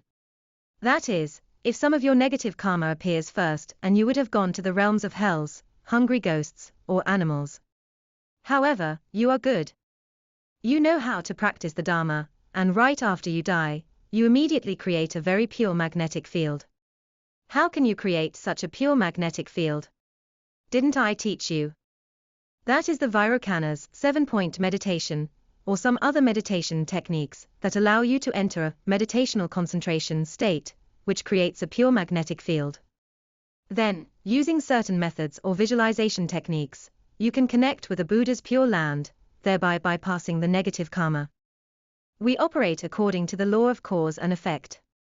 Your cause was planted long ago, and your result was originally to go to realms of hells, hungry ghosts, or the animals. However, you have now planted a new cause, and this cause has been planted at the optimal moment, using the right timing. It turns out that if you use the right timing and align it correctly, that cause will immediately produce results, rather than waiting for many years, or hundreds of kalpa for the result to show. It appears immediately. At that critical moment, you can create this magnetic field and then connect to a Buddha's pure land. The cause immediately appears, suppressing the negative cause that was supposed to have a negative outcome. Thus, you can get to a Buddha's pure land. This is called the resolution of corresponding cause and effect. The cause and effect are inherently correlated. When you resolve them, you must correspond properly to resolve them. What does corresponding mean? This is what we just discussed, the best timing, creating the best magnetic field, doing the most appropriate action, which is connecting with a Buddha's pure land. This is the corresponding resolution, which can immediately dissolve your negative karma. This is because you have planted this great cause. You must understand how to plant this cause. This means that you have learned the practice, and the Guru has taught you, so you will know how. If you have learned the Dharma practice, but the teacher does not know how to teach, and has not taught you, then you are missing this cause. It is not just any cause that works, it must be the corresponding cause for it to work. Then you can enter the 6 desire heavens. The 6 desire heavens do not necessarily require meditational concentration, but now that you have it, the connection, and know how to use all the right moments, you will surely enter. It is not just about believers will definitely be saved. Oh, you believe in me, and you'll be saved. No, that's not the case. Many Buddhist gurus say this: if you believe in me, you'll be saved. Just chant Namo Buddha Amitabha and you'll make it. That's not how it works. It is not about believers will definitely be saved. It's all about the correspondence of cause and effect. Whether your cause and effect are appropriately handled is the most important factor. Okay. It means that if you use the meditational concentration to create the purest magnetic field, it is called cessation. You stop all impure thoughts, and once you have achieved this cessation, you can move on to visualization. Once you have ceased all thoughts, you have already created the purest magnetic field. Why? Because by ceasing all impure delusions, you have created the best possible magnetic field. The negative karma will not arise, it will not come out. In your entire magnetic field, there is no such negative karma. You have created an environment where your cessation is complete. Then comes visualization. Once you have achieved cessation, you will definitely be able to achieve visualization, unless you refuse to do it. Some people only practice cessation and neglect visualization, which causes them to miss a golden opportunity. Then, you visualize and connect with the Buddha's pure land, and thus you will succeed. However, this kind of meditational concentration, which only helps you achieve cessation, is not the highest form of meditational concentration. It is simply a meditational concentration that can achieve cessation, called the worldly meditation, also known as the meditational concentration with defilements, or the training with defilements. Defilements refers to afflictions, meaning it is a type of meditational concentration that still has defilements. Why? Because it is driven by a purpose, leading you to lower-level heavenly realms that are still filled with desires.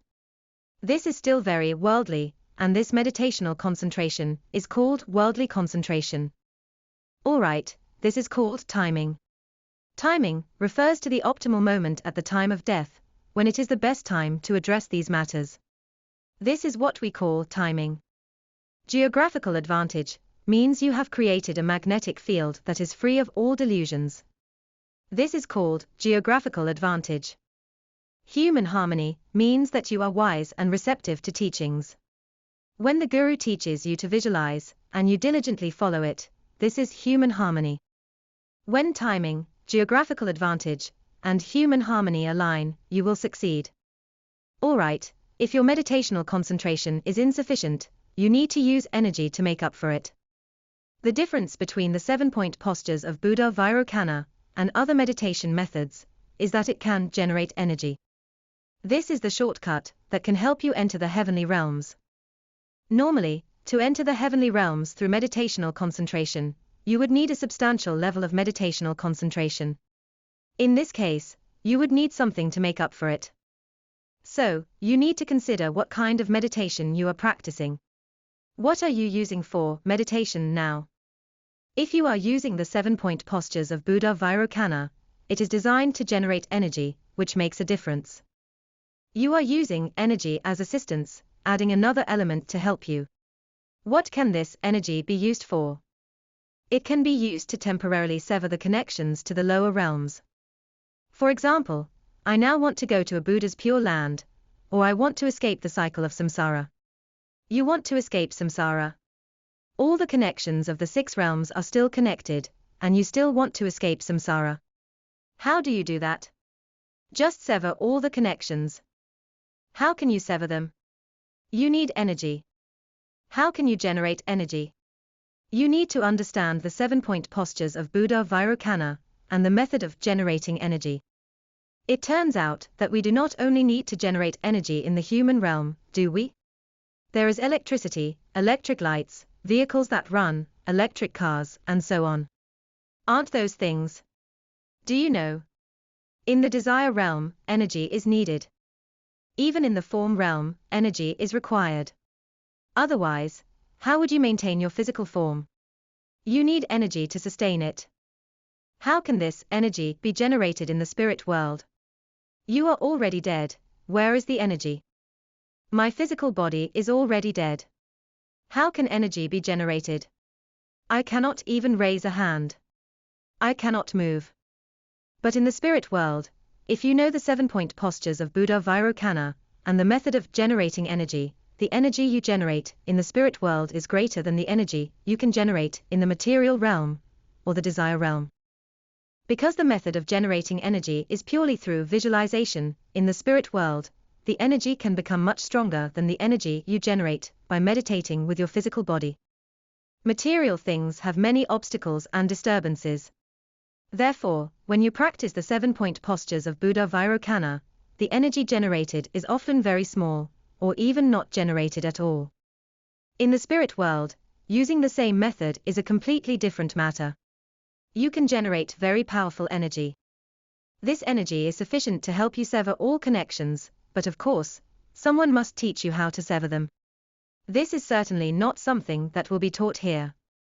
It will be taught when the guru is teaching disciples the methods of practice.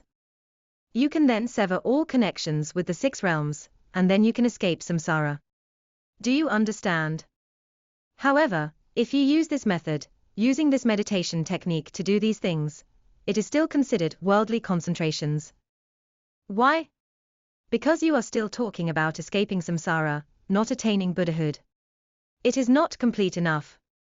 It is still with defilements, so it is still called worldly concentration with defilements. Because when you escape samsara, you ascend to the 5 heavens of no returning, but which level of the 5 heavens of no returning are you reaching? You need to pay attention here. Are you reaching the highest level? Let's take a look. That means, when we die, the best moment to handle these matters is the timing. You have 2 kinds of geographical advantage. This time, not only can you stop all deluded thoughts and create a pure magnetic field, but you can also generate energy. That means you have both meditational concentration and energy. Then, with human harmony, you can visualize. You can visualize connecting to a Buddha's pure land or connecting to escape samsara. Do you understand? This depends on the content of your visualization. You can do both, but it depends on which one you choose. Of course, this requires someone to teach you. That means, where is the focus? It is in generating energy. It can help you sever connections, but it is only a temporary severing. Since you have not purified the negative karma in your mind through repentance, relying solely on severing these connections is temporary, not final. Your 5 aggregates still contain many faulty patterns, including greed, hatred, and ignorance, so it is not complete. You cannot assume this is final.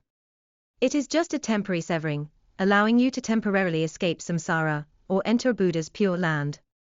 This is called human harmony. It is also important. Where does the importance of generating energy lie? Do not forget. We are currently connected to the 6 realms within the 3 realms. We just discussed the realms of animals, hungry ghosts, and hells. How can we avoid going there? What do we rely on? We rely on many methods. Whether it is the methods discussed in the previous 2 sessions, or what we are discussing now, using the 7-point postures of Buddha Vairocana to sever connections, or create a pure magnetic field can work. But what do we need to do? You must rely on energy and repentance. That means, if you only know how to repent, but lack energy, and you do not know how to generate energy, and you only keep repenting in the spirit world, or during your lifetime, the power will be much weaker. Why? Because you need both energy and repentance, combined to truly sever the connections with the realms of animals, hungry ghosts, and hells. Especially energy. If you only have repentance, but lack energy, then your repentance must be done very perfectly, at 100%, for it to work. In other words, you need to have all 4 powers. What are the 4 powers? The powers of regret, treatment, purification, and reliance. These 4 powers are explained in 2 videos on the Dudjom Buddhist Association's YouTube channel, One is Repentance 1, and the other is Repentance 2. You can review them yourself. How can our repentance successfully remove negative karma? All four powers must be present for it to work. If you cannot produce all four powers or fail to produce them sufficiently, what will happen? You will enter the three lower realms. So, if I do not want to enter the three lower realms, what should I do? If you know how to generate energy, and the Guru has taught you how to sever these connections, you can temporarily avoid entering the three lower realms, go to a Buddha's pure land, slowly repent, and eliminate the negative karma, thus avoiding entering the three lower realms permanently. Do you understand? So, what is the crucial point?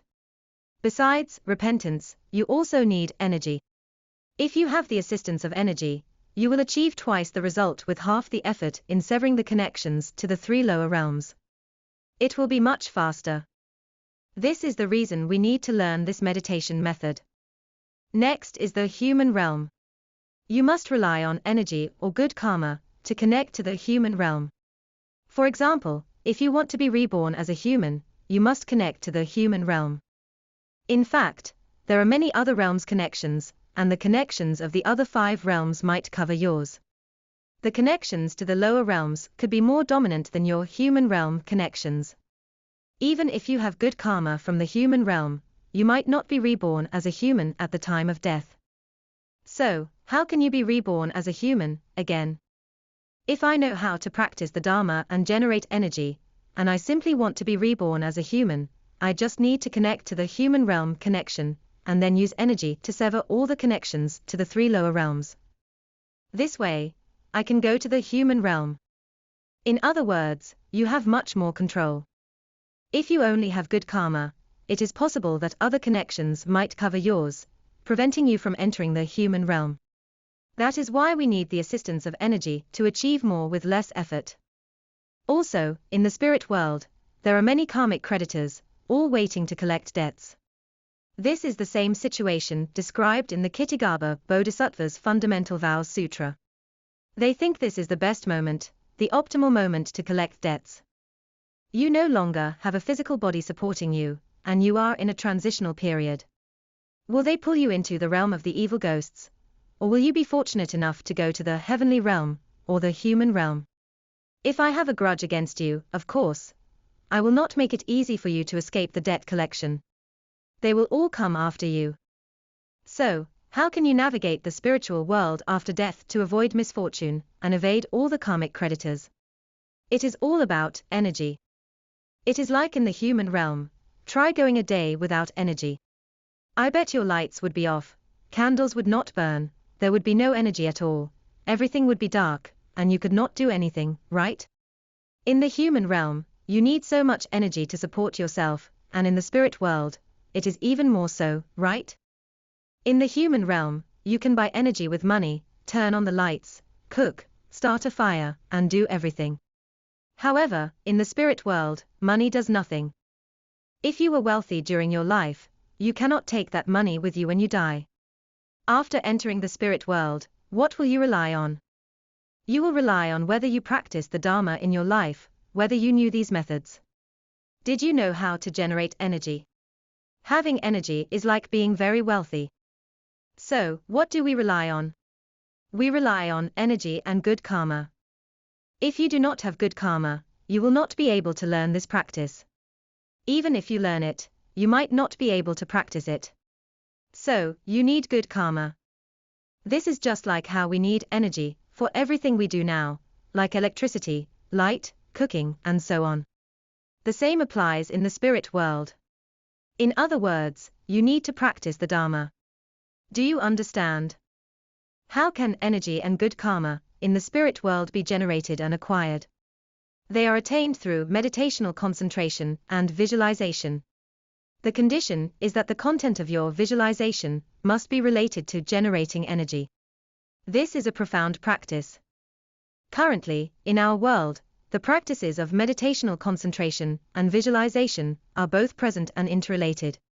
I am telling you, there is only one method, which is the Tibetan esoteric Buddhism's the 7-point postures of Buddha Vairocana. This method is unique. This is the only teaching that encompasses both meditational concentration and visualization, and can help you generate energy.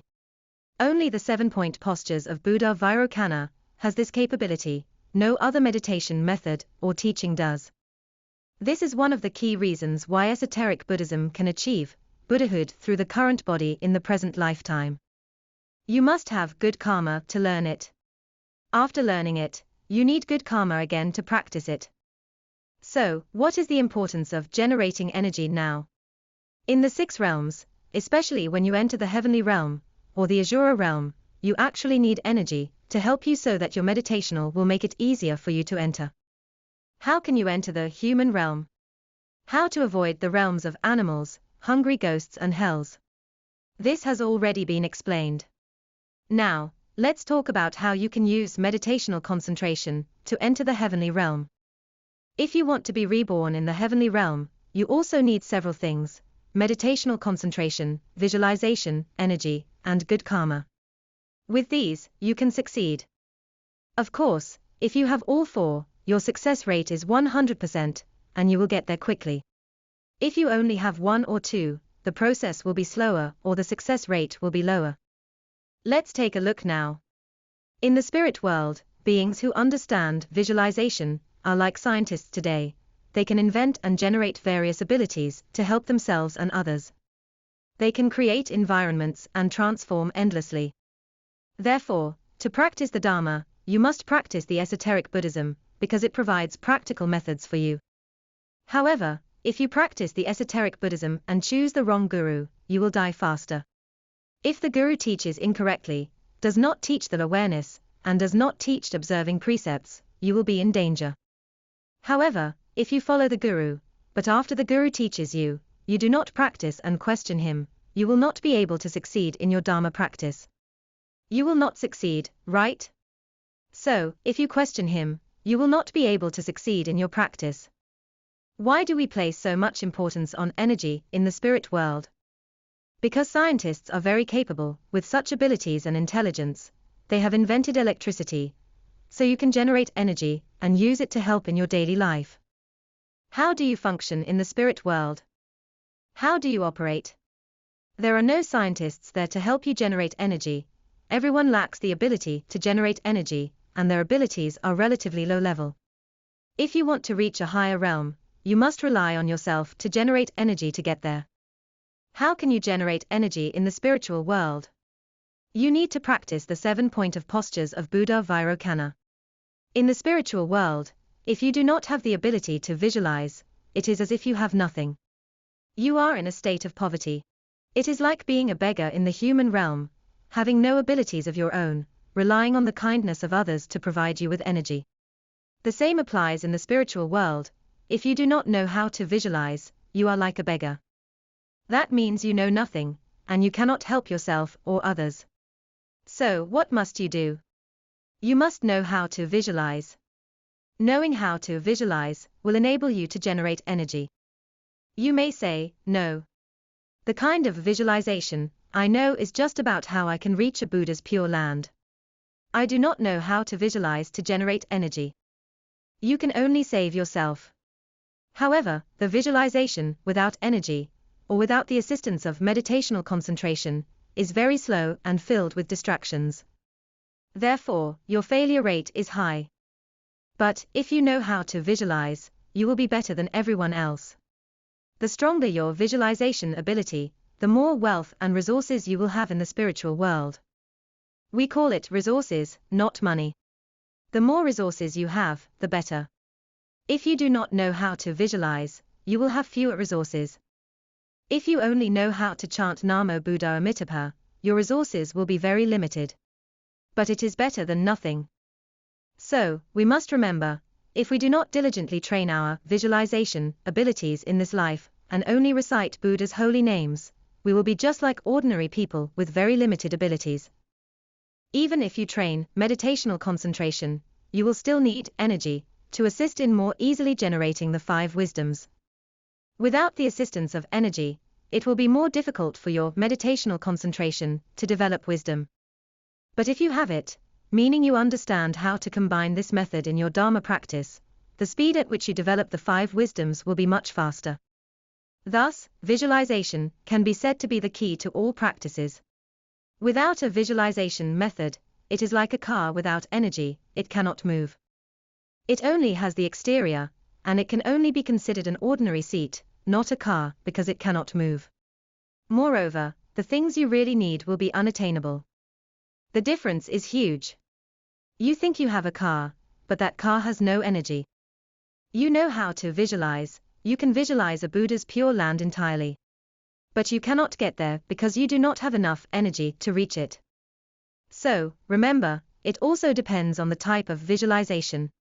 Now, let's talk about the form realm.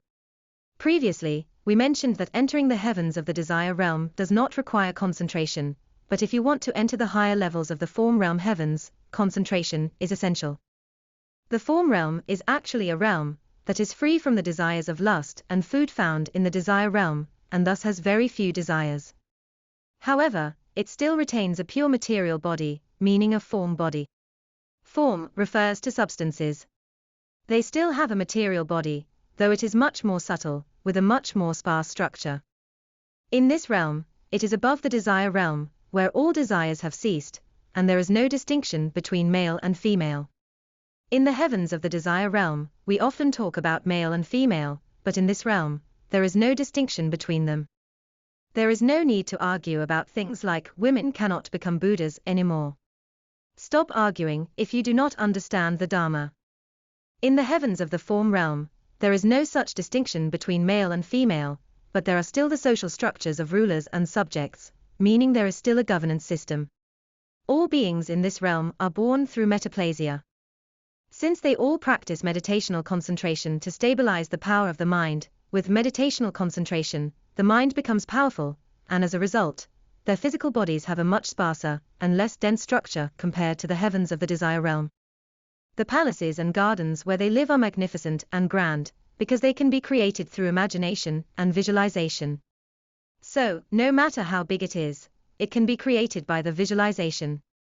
For example, in our human realm, constructing a 400 square foot apartment, or even 500 square feet, would be difficult, but in the form realm, it can be created effortlessly. 400 square feet is not enough. Fine, let's make it 4,000 square feet, and it will appear instantly. They easily manifest what they desire. Their bodies are born from very subtle material, and they all manifest through light. Thus, everything is very exquisite. Because there is still a structure of material, albeit very subtle, this realm is called the form realm, which has a total of 18 heavens. In the practice of esoteric Buddhism, many exercises require the practitioner to visualize light. Why? It is to prepare for the smooth entry into the form realm in the future. You are already training all your visualizations to be related to light in advance. This means that by preparing early, your magnetic field will be different, and you will have already established a connection, making it much easier to enter the realm when you pass away. The visualization of light is very important. This is called meditational concentration combined with visualization. Simply visualizing alone is not enough, meditational concentration must be added. Now, entering the form realm absolutely requires meditational concentration, and this concentration has a specific name, dhyana. Dhyana refers to the level of meditational concentration that allows entry into the form realm. It specifically refers to the 4 levels of meditational concentration of the form realm. To enter the form realm, there are 4 different levels of meditational concentration that can be used. These 4 levels of meditational concentration are specifically for entering the form realm, and they are collectively known as dhyana. Let's take a look now. The heavens of the form realm are divided into 4 levels. The first level is called the first jhana, which has 3 heavens, also known as the Brahma heavens. If we cultivate the first type of meditational concentration from the 9 successive stages of meditation, called the meditation on the joy and bliss of life transcendence, we can leave behind the 5 desires and allow our body and mind to experience joy, which is why it is called the meditational concentration free of the arising of afflictions to enjoy. Anyone who reaches this level of meditational concentration will have the power and stability of their mind strong enough to overcome the 5 desires. they can then enter the three heavens of the first jhana. The characteristic of the first jhana is the ability to overcome lust, and many coarse afflictions no longer take effect. However, there are still heavy thinking processes, such as contemplation, inspection, mindful thinking, and concepts, which are forms of attachment. Because when we practice stillness and filtering, the filtering must be connected to the awareness. People from other religions do not connect their filtering to the awareness, so even if they enter the three heavens of the first jhana, the form realm, their filtering remains heavy but unrelated to the awareness, turning into an attachment. Anyone who attains the meditation on the joy and bliss of life transcendence can enter the heavens of the first jhana. When you enter this meditational concentration, you will feel that your body and mind are solid and yet moving, like clouds or shadows. This refers to sensations and perceptions.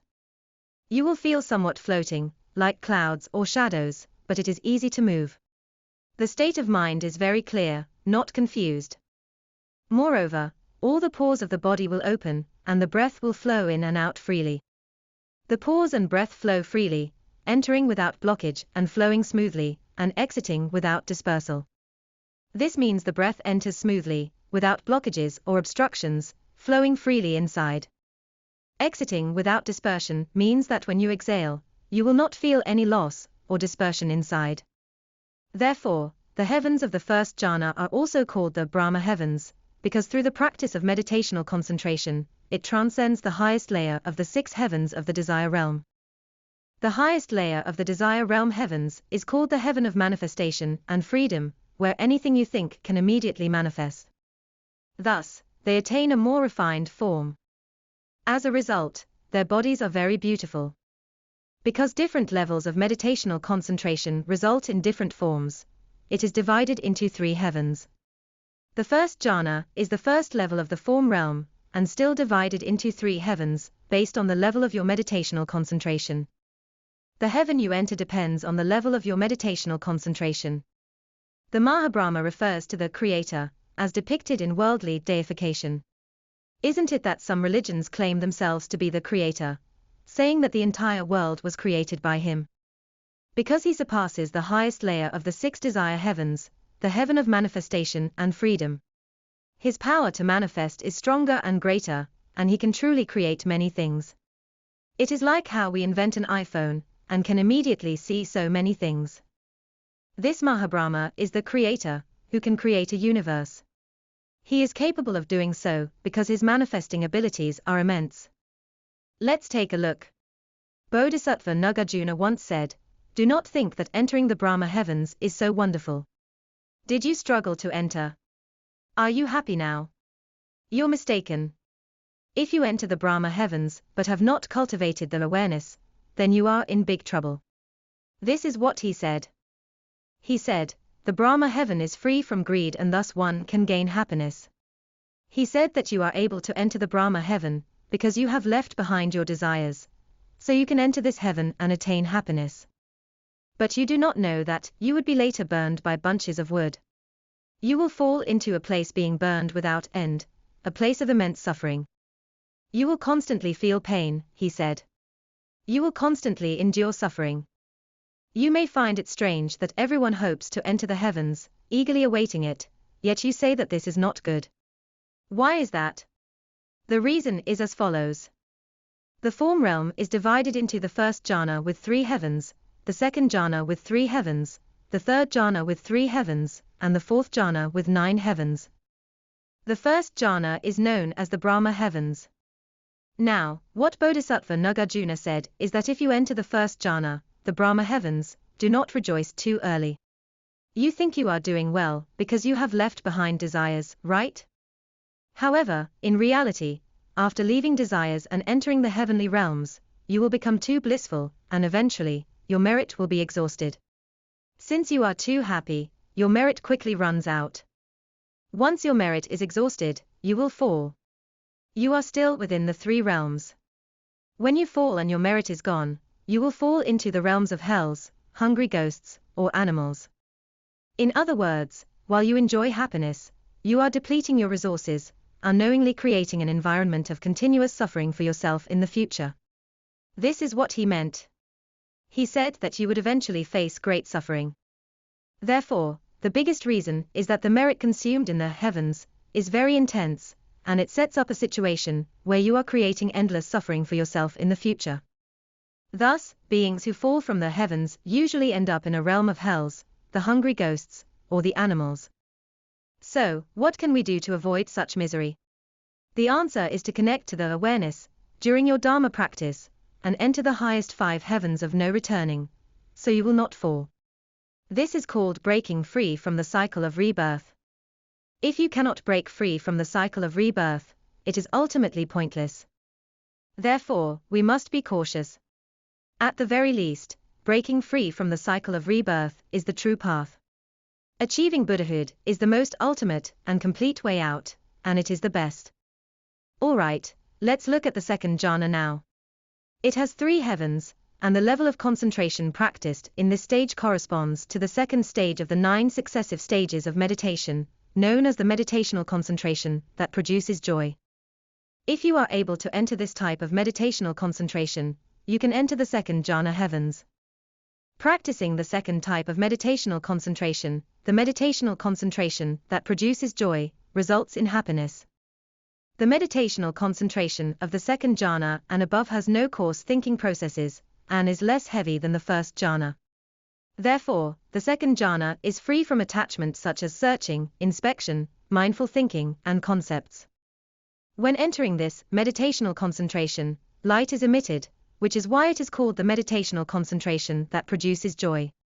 Those who enter this meditational concentration feel that their mind is pure and still, without needing any visualization, like the bright light of the sun and moon shining through clearly. The second jhana is also called the heaven of light. Because of the practice of this meditational concentration, light arises, and therefore you will still see forms. The light that arises from different meditational concentration states differs, and is thus divided into 3 heavens. The third jhana also has 3 heavens. The third level of the 9 successive stages of meditation is called the meditational concentration that leaves joy and produces bliss, and it is through this meditational concentration that one enters the third jhana heavens. The third jhana heavens are also called the heaven of purity, because of the practice of this meditational concentration, which produces pure light. Its light is especially clear, distinct from the light of the first jhana and second jhana heavens. This is because this meditational concentration is at a higher level, resulting in a particularly clear light. Therefore, the pure form of the light that arises from different meditational concentration states varies, and is divided into 3 heavens. The fourth jhana has 9 heavens. When you practice the 4th stage of the 9 successive stages of meditation, you can enter these heavens. Because of no thought, situations of suffering and joy cannot arise. As a result, the body and mind sensations cease, attaining purity. This is called the abandonment of thoughts and purification, which is more profound than the previous third jhana, effectively eliminating even your own thoughts, resulting in greater purity. Those entering this meditational concentration feel that the in and out of breath has ceased, and the mind is as clear as a spotless mirror. It is as clear as a mirror, seeing everything, with no distractions. Radiating light across all phenomena means being able to perceive far and wide, many things. All thoughts are eradicated. Right mindfulness is firm, and the correct thoughts required are solid, without deviation, and do not waver. The higher the level of this meditational concentration, the fewer the psychological activities. The pleasant sensations of the body and mind gradually fade, advancing towards the pure abandonment state, culminating in the 4th jhana. This is the 4th jhana. The 5 highest heavens of the 4th jhana are the places where the bodhisattvas reside and the place where the no-returners, who have attained the 3rd fruit of the Hinayana dwell. These saints do not need to re-enter the desire realm. The heavens they dwell in are called the 5 heavens of no returning, where they can escape samsara. The 4th jhana has 9 heavens, with the highest heaven called Akanistha, or the heaven of ultimate form. In fact, if we wish to enter the Dharma realm, we must first enter the heaven of ultimate form and then proceed to the Dharma realm. When Buddha Shakyamuni entered the Nirvana, how did he enter the Dharma realm and merge into the state of oneness?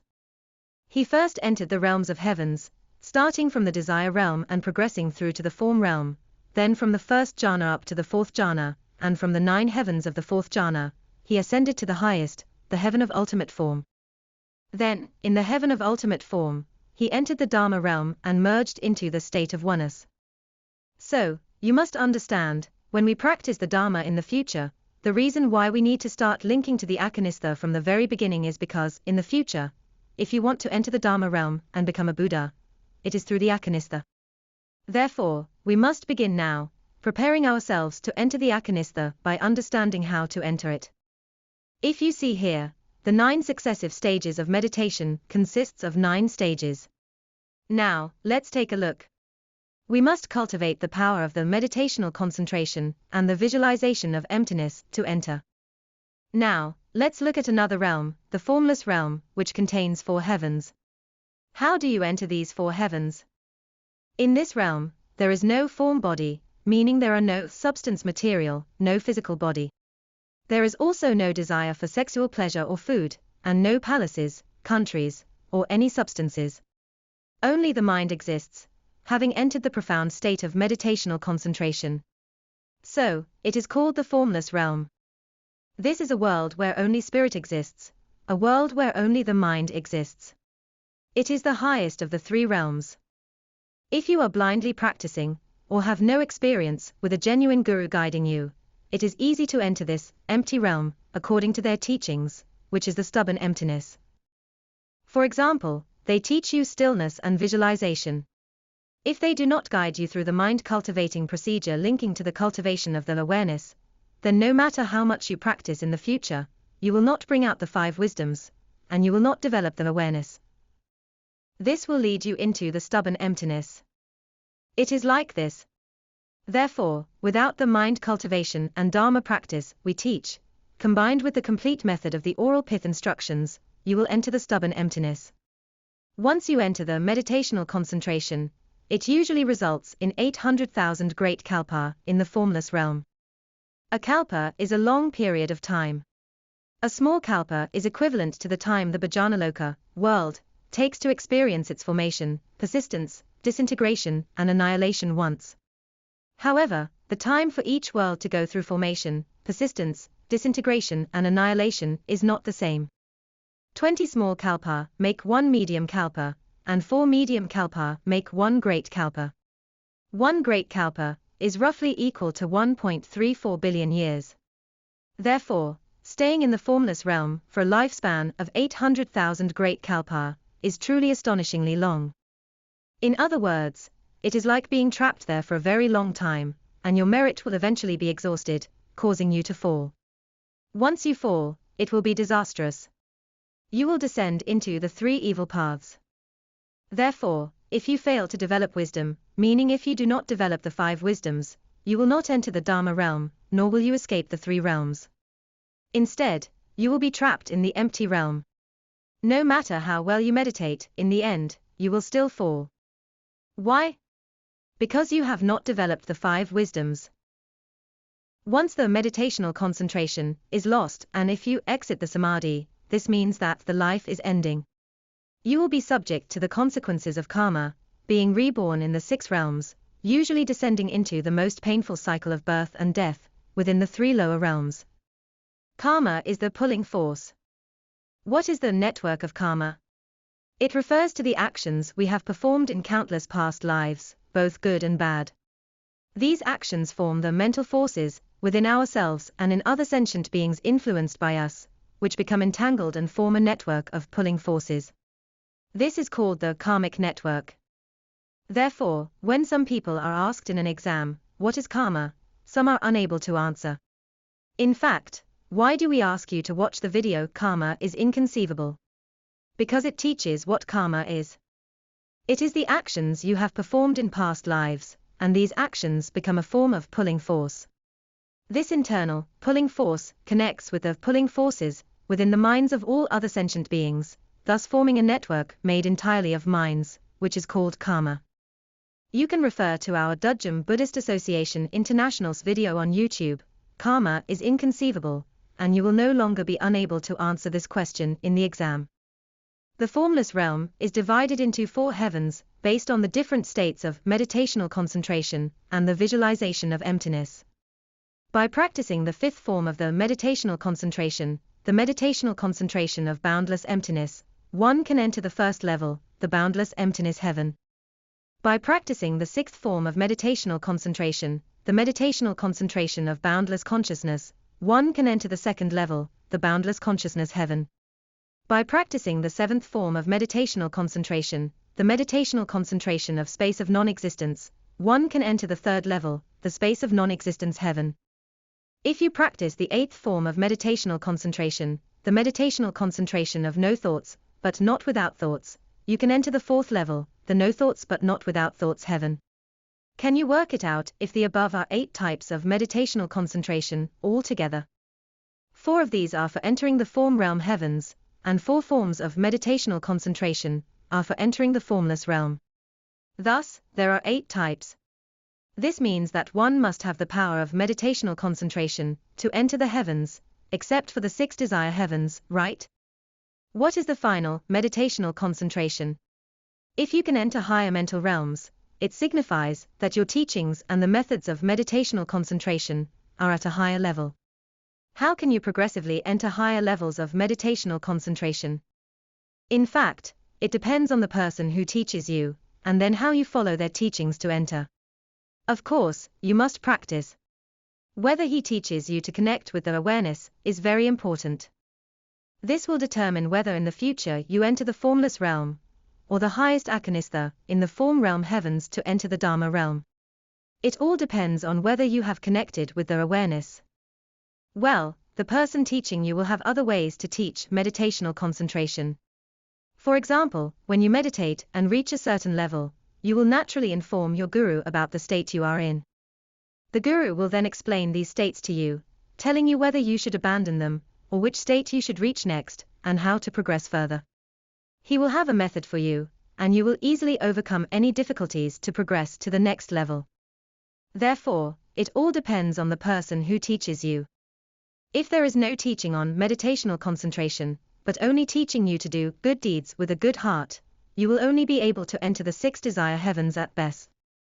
But no matter how high you go, the 8 types of methods of meditational concentration mentioned above still have some deviations. Therefore, it is impossible to enter the Dharma realm. As a result, we cannot escape the pulling force of the 3 realms, and you will not be able to enter the highest 5 heavens of no returning and escape that gravitational force. So, once your merit is exhausted, or when the meditational concentration is lost, you will still be pulled by karma and be reborn in a very unfortunate place. Especially as the merit consumed by the heavens is immense, beings who fall from the heavens usually descend from extreme bliss into extreme suffering. These 8 types of meditational concentration are called the worldly meditational concentration, as they still contain defilements and afflictions. Therefore, relying on these 8 types of meditational concentration, we cannot escape the suffering of samsara, as we still have afflictions. We must rely on the 9th type of meditational concentration, called the samadhi of cessation. Shortly after entering this meditational concentration, you can attain the state of an arhat, and can also escape the pulling force of the 3 realms. Therefore, the 9th type of meditational concentration is classified as supramundane meditational concentration, also known as the meditational concentration without defilements. These 9 types of meditational concentration are collectively called the 9 successive stages of meditation. What does stages mean? It refers to degrees. 9 different degrees of meditational concentration. How are these 9 different degrees of meditational concentration divided? They are divided based on which heaven you can enter, which determines the level of your meditational concentration. In other words, the heaven you can enter is equivalent to the meditational concentration you have attained.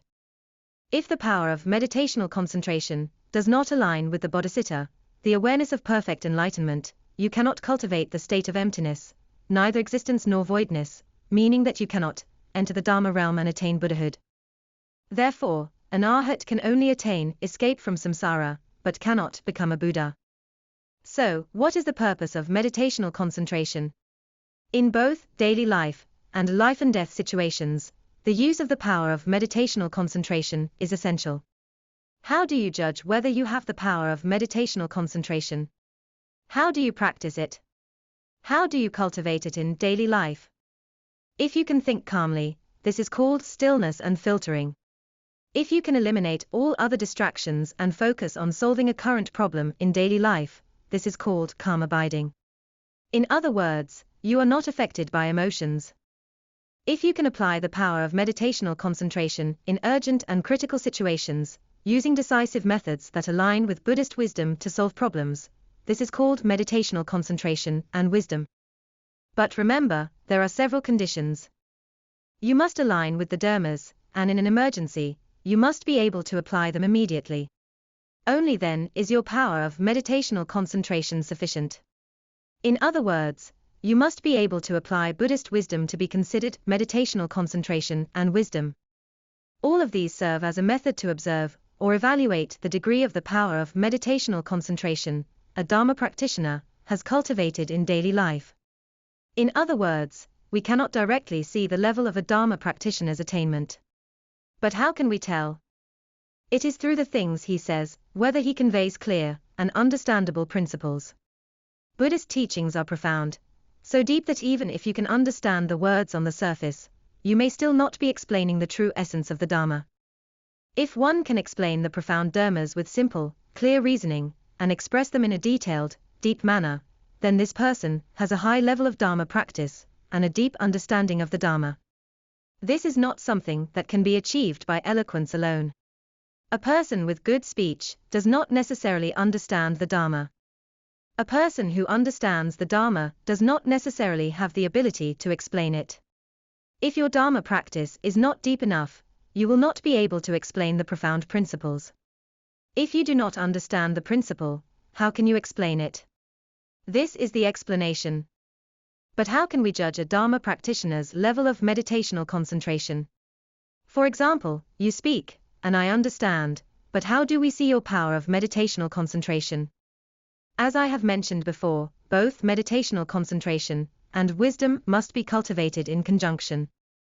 You have wisdom and can speak about the Dharma, but do you have the required meditational concentration? How can we judge? We need to look at these few things. If you observe these three aspects, you will see it. How do you apply stillness and filtering, calm abiding, and meditational concentration and wisdom in daily life? The higher the level of meditational concentration, the quicker and more accurate their solutions or answers will be. This is called meditational concentration and wisdom. What is the application of life and death crisis? If you can think clearly and calmly about the importance of life and death, understanding how to make choices and focus your mind, while considering the intricate relationships involved in the life and death crisis, this means you have accomplished stillness and filtering. That is, when you are in stillness and filtering, the focus of your filtering is entirely on the importance of the life and death crisis, and how to connect with the awareness, so that you can escape this life and death crisis. Why is there this life and death crisis? Because greed, hatred, and ignorance pull us down. How can we transform greed, hatred, and ignorance into the awareness? It requires using the mind-cultivating procedure. This stillness and filtering means that if you have practiced the stillness and filtering we teach, you will be able to reach this point. However, have you focused on the life and death crisis? Have you truly applied all your mental energy and time to practice the Dharma, without being lazy? This is key. I have seen some people who initially practice the Dharma with great enthusiasm, but it is only for a brief period.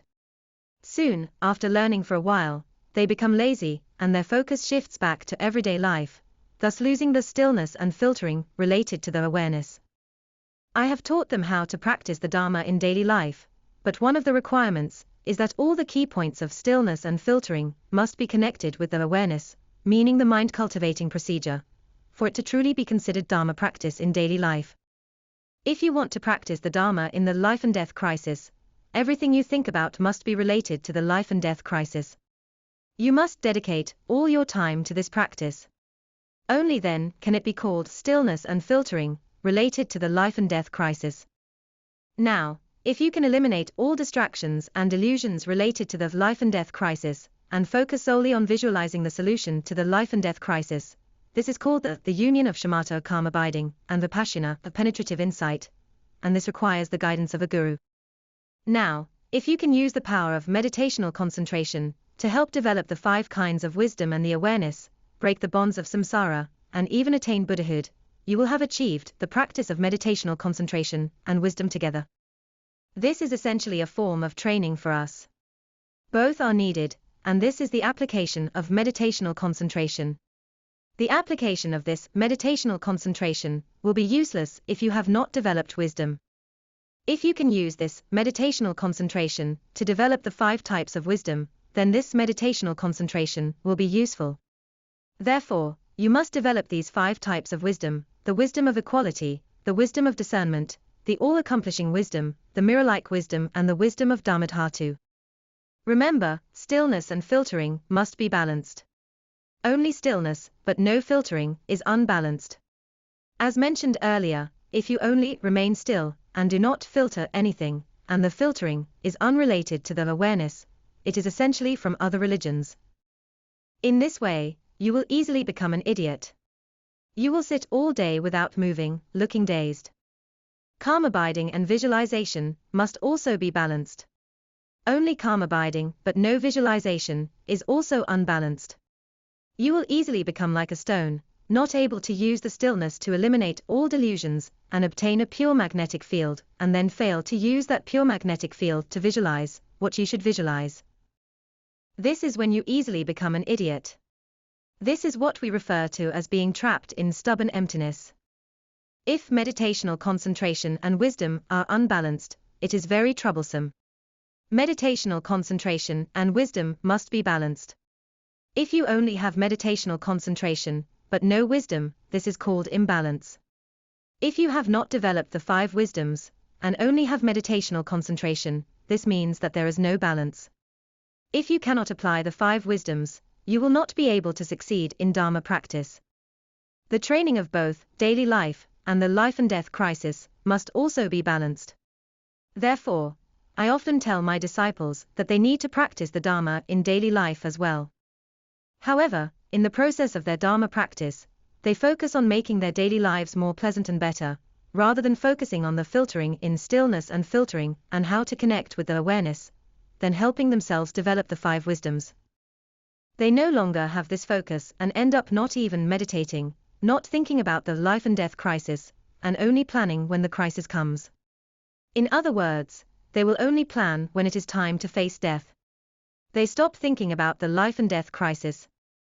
Do you know? When you focus your attention on the life and death crisis, you will become very focused on your Dharma practice. You will not be lazy and neglect your Dharma practice, and you will practice well. You will throw away all the trivial matters and daily tasks, and you will not care about them. Making money is not your primary goal. The life and death crisis is your primary goal. All the trivial matters in your daily life are not your goal. Therefore, to see if a person is truly practicing the Dharma, observe whether he clings to daily life matters, gets stuck in them, and ends up not meditating, no longer practicing the visualization techniques taught to them, and not practicing anything at all. I can tell you that these people will not be able to succeed in their Dharma practice. This is very unfortunate. Even if you find a good guru who teaches you everything, but you do not practice. It is truly a pity, isn't it? So, what does imbalance equal to? No awareness. You do not even realize that you are currently indulged in daily life, trapped by your family, business, or work, and you do not have the awareness to want to break free. How then will you be able to break free after death? This is not possible. No balance means no awareness. So, you must remember. The 3rd type, to accumulate, liberated from the cycle of karmic existence, virtuous karmic merits, is divided into 3 levels. What is it that you need to handle most at the time of death? You need to utilize the best moment to create the purest magnetic field, establishing connections to a Buddha's pure land, allowing yourself to enter Buddha's pure land.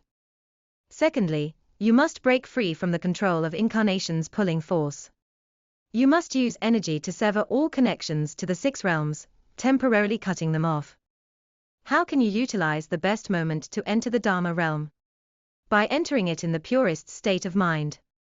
For all three aspects to be achieved, you must learn to accumulate, liberated from the cycle of karmic existence, virtuous karmic merits. This is also the third entry-level teaching of the Dudjom Buddhist Association, International, which is to learn how to use the 7-point postures of Buddha Vairocana of the Tibetan esoteric Buddhism to generate energy, allowing you to quickly attain the 9 successive stages of meditation.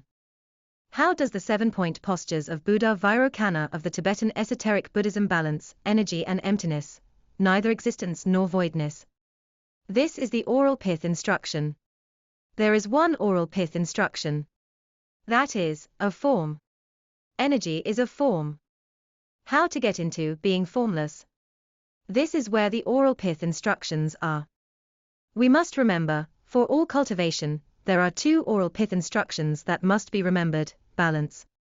If anything is imbalanced, you cannot succeed in your Dharma practice. So, how can you achieve balance? It is through our awareness, constantly realizing and knowing, watching closely to see if we have lost balance, and immediately correcting it. How can we develop these awareness? First, do not deviate from an imbalanced cultivation method. Then, we can elevate the awareness.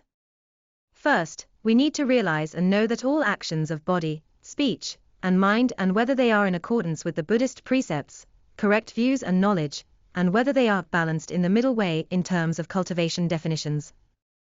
Second, we need to realize and know that the transformation process of our minds, through our mind cultivating procedure, consisting of 5 steps, aiming to quickly transform the mind into the 5 wisdoms. Third, we need to realize and know that the enhancement of the 5 wisdoms, guiding them into emptiness, neither existence nor voidness, the state of oneness. These are the types of the awareness we need to have, and train, and elevate. If you can do this, it is demonstrating that afflictions are indeed bodhi, and you can achieve it. That is for today. Let's now summarize. The Bodhisattva Jewel Ornament Sutra states that cultivating the 10 beliefs will take 1 kalpa to 3 kalpa to reach the level of initial residing Bodhisattva. But how long is 1 kalpa? It is equal to 4.32 billion years. The Sutra for Humane Kings says that one needs to walk the right path through 10,000 kalpa. The path is uncertain, like feathers drifting in the wind, and thus, after cultivating for a long time, you may still not reach your goal. Therefore, the treatise on the awakening of faith states that you need to use 1 million kalpa to cultivate the 10 beliefs to achieve success. And we must become a Buddha in this life, or through the current body. How can we cultivate the 10 beliefs the fastest?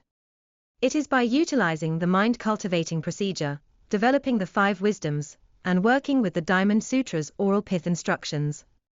In this way, we develop the 5 wisdoms while not abiding in notions, and not abiding anywhere to arouse the mind. Only then can we succeed in Dharma practice. Of course, the speed depends on how much you apply it, which determines how quickly it can be achieved. What is the goal of the mind cultivating procedure? It is to integrate the 10 beliefs into the awareness, training to develop the 5 wisdoms. The 10 beliefs are the 10 types of the awareness.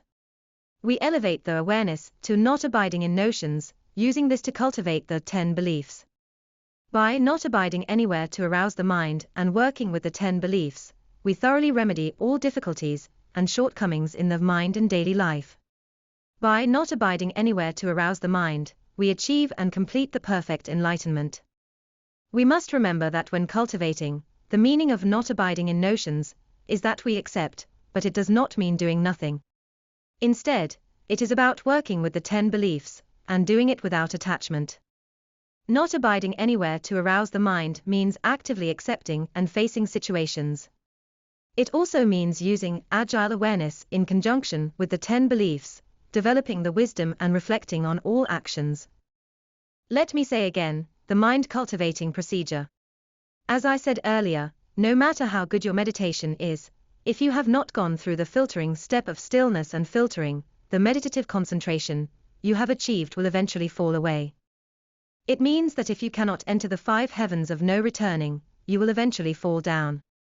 It will be miserable if you cannot be liberated from the cycle of karmic existence. So, how do we cultivate it? We must accepting all the afflictions and problems, so that we can develop the wisdom of equality. Why? Because accepting those afflictions themselves are bodhi, meaning that accepting bodhi is equivalent to accepting the awareness. This way, you will easily develop the wisdom of equality. Questioning, analyzing, and seeking the root help develop the wisdom of discernment. Remedying can develop the all-accomplishing wisdom. If you successfully develop these three types of wisdom and successfully solve problems and correct flaws in the mind, that is, correcting your behavioral formulas, and without abiding in notions, you will have developed the mirror-like wisdom. If you integrate the mirror-like wisdom and the other three types of wisdom, that is, all four wisdoms into the state of oneness, which is emptiness, neither existence nor voidness, and without abiding in notions, you will be able to enter the wisdom of Dharmadhatu. Moreover, you can develop compassion and bodhicitta. Compassion is the fundamental part of bodhicitta. Without compassion, there is no bodhicitta. So, when you enter a meditational concentration, there is a state of meditational concentration. You enter it, and then you realize that this state of meditational concentration somehow makes your body and mind very clear, very happy, and there is a special feeling, as if you have connected to all things in the universe, as if you have become one with them. Then, you will develop a very special feeling, a feeling full of joy and compassion, a kind of mercy.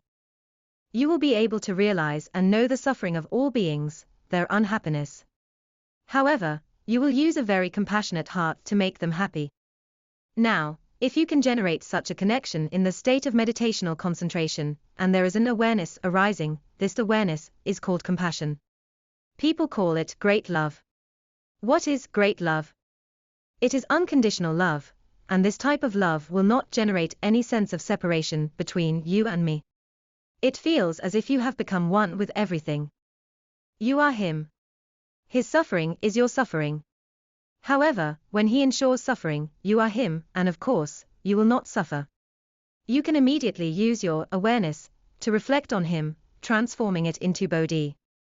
This means you elevate compassion into bodhicitta. If you can enter this state of meditational concentration, and feel that all sentient beings are one with you, and you know how to love and help them transform into happiness, joy, and the arising of bodhicitta, then this is the true awareness. Therefore, the true bodhicitta will be accompanied by a great love, or compassion within it. When you enter a state of meditational concentration, how do you determine whether there is a connection to the awareness within it? This is also one form of awareness. Therefore, whether you can cultivate it or not can be seen from your daily life. If in your daily life, you are very stingy, not teaching even a little more of the Dharma, this is called stinginess. Why do I like to teach more whenever I can when I teach the Dharma? The more detailed, the better, the more thorough, the better, the more careful, the better. I also spend a lot of energy creating all the PowerPoint presentations slides. That is, I think layer by layer, and after finishing, I reflect again on how to make it even more perfect, so that everyone can understand.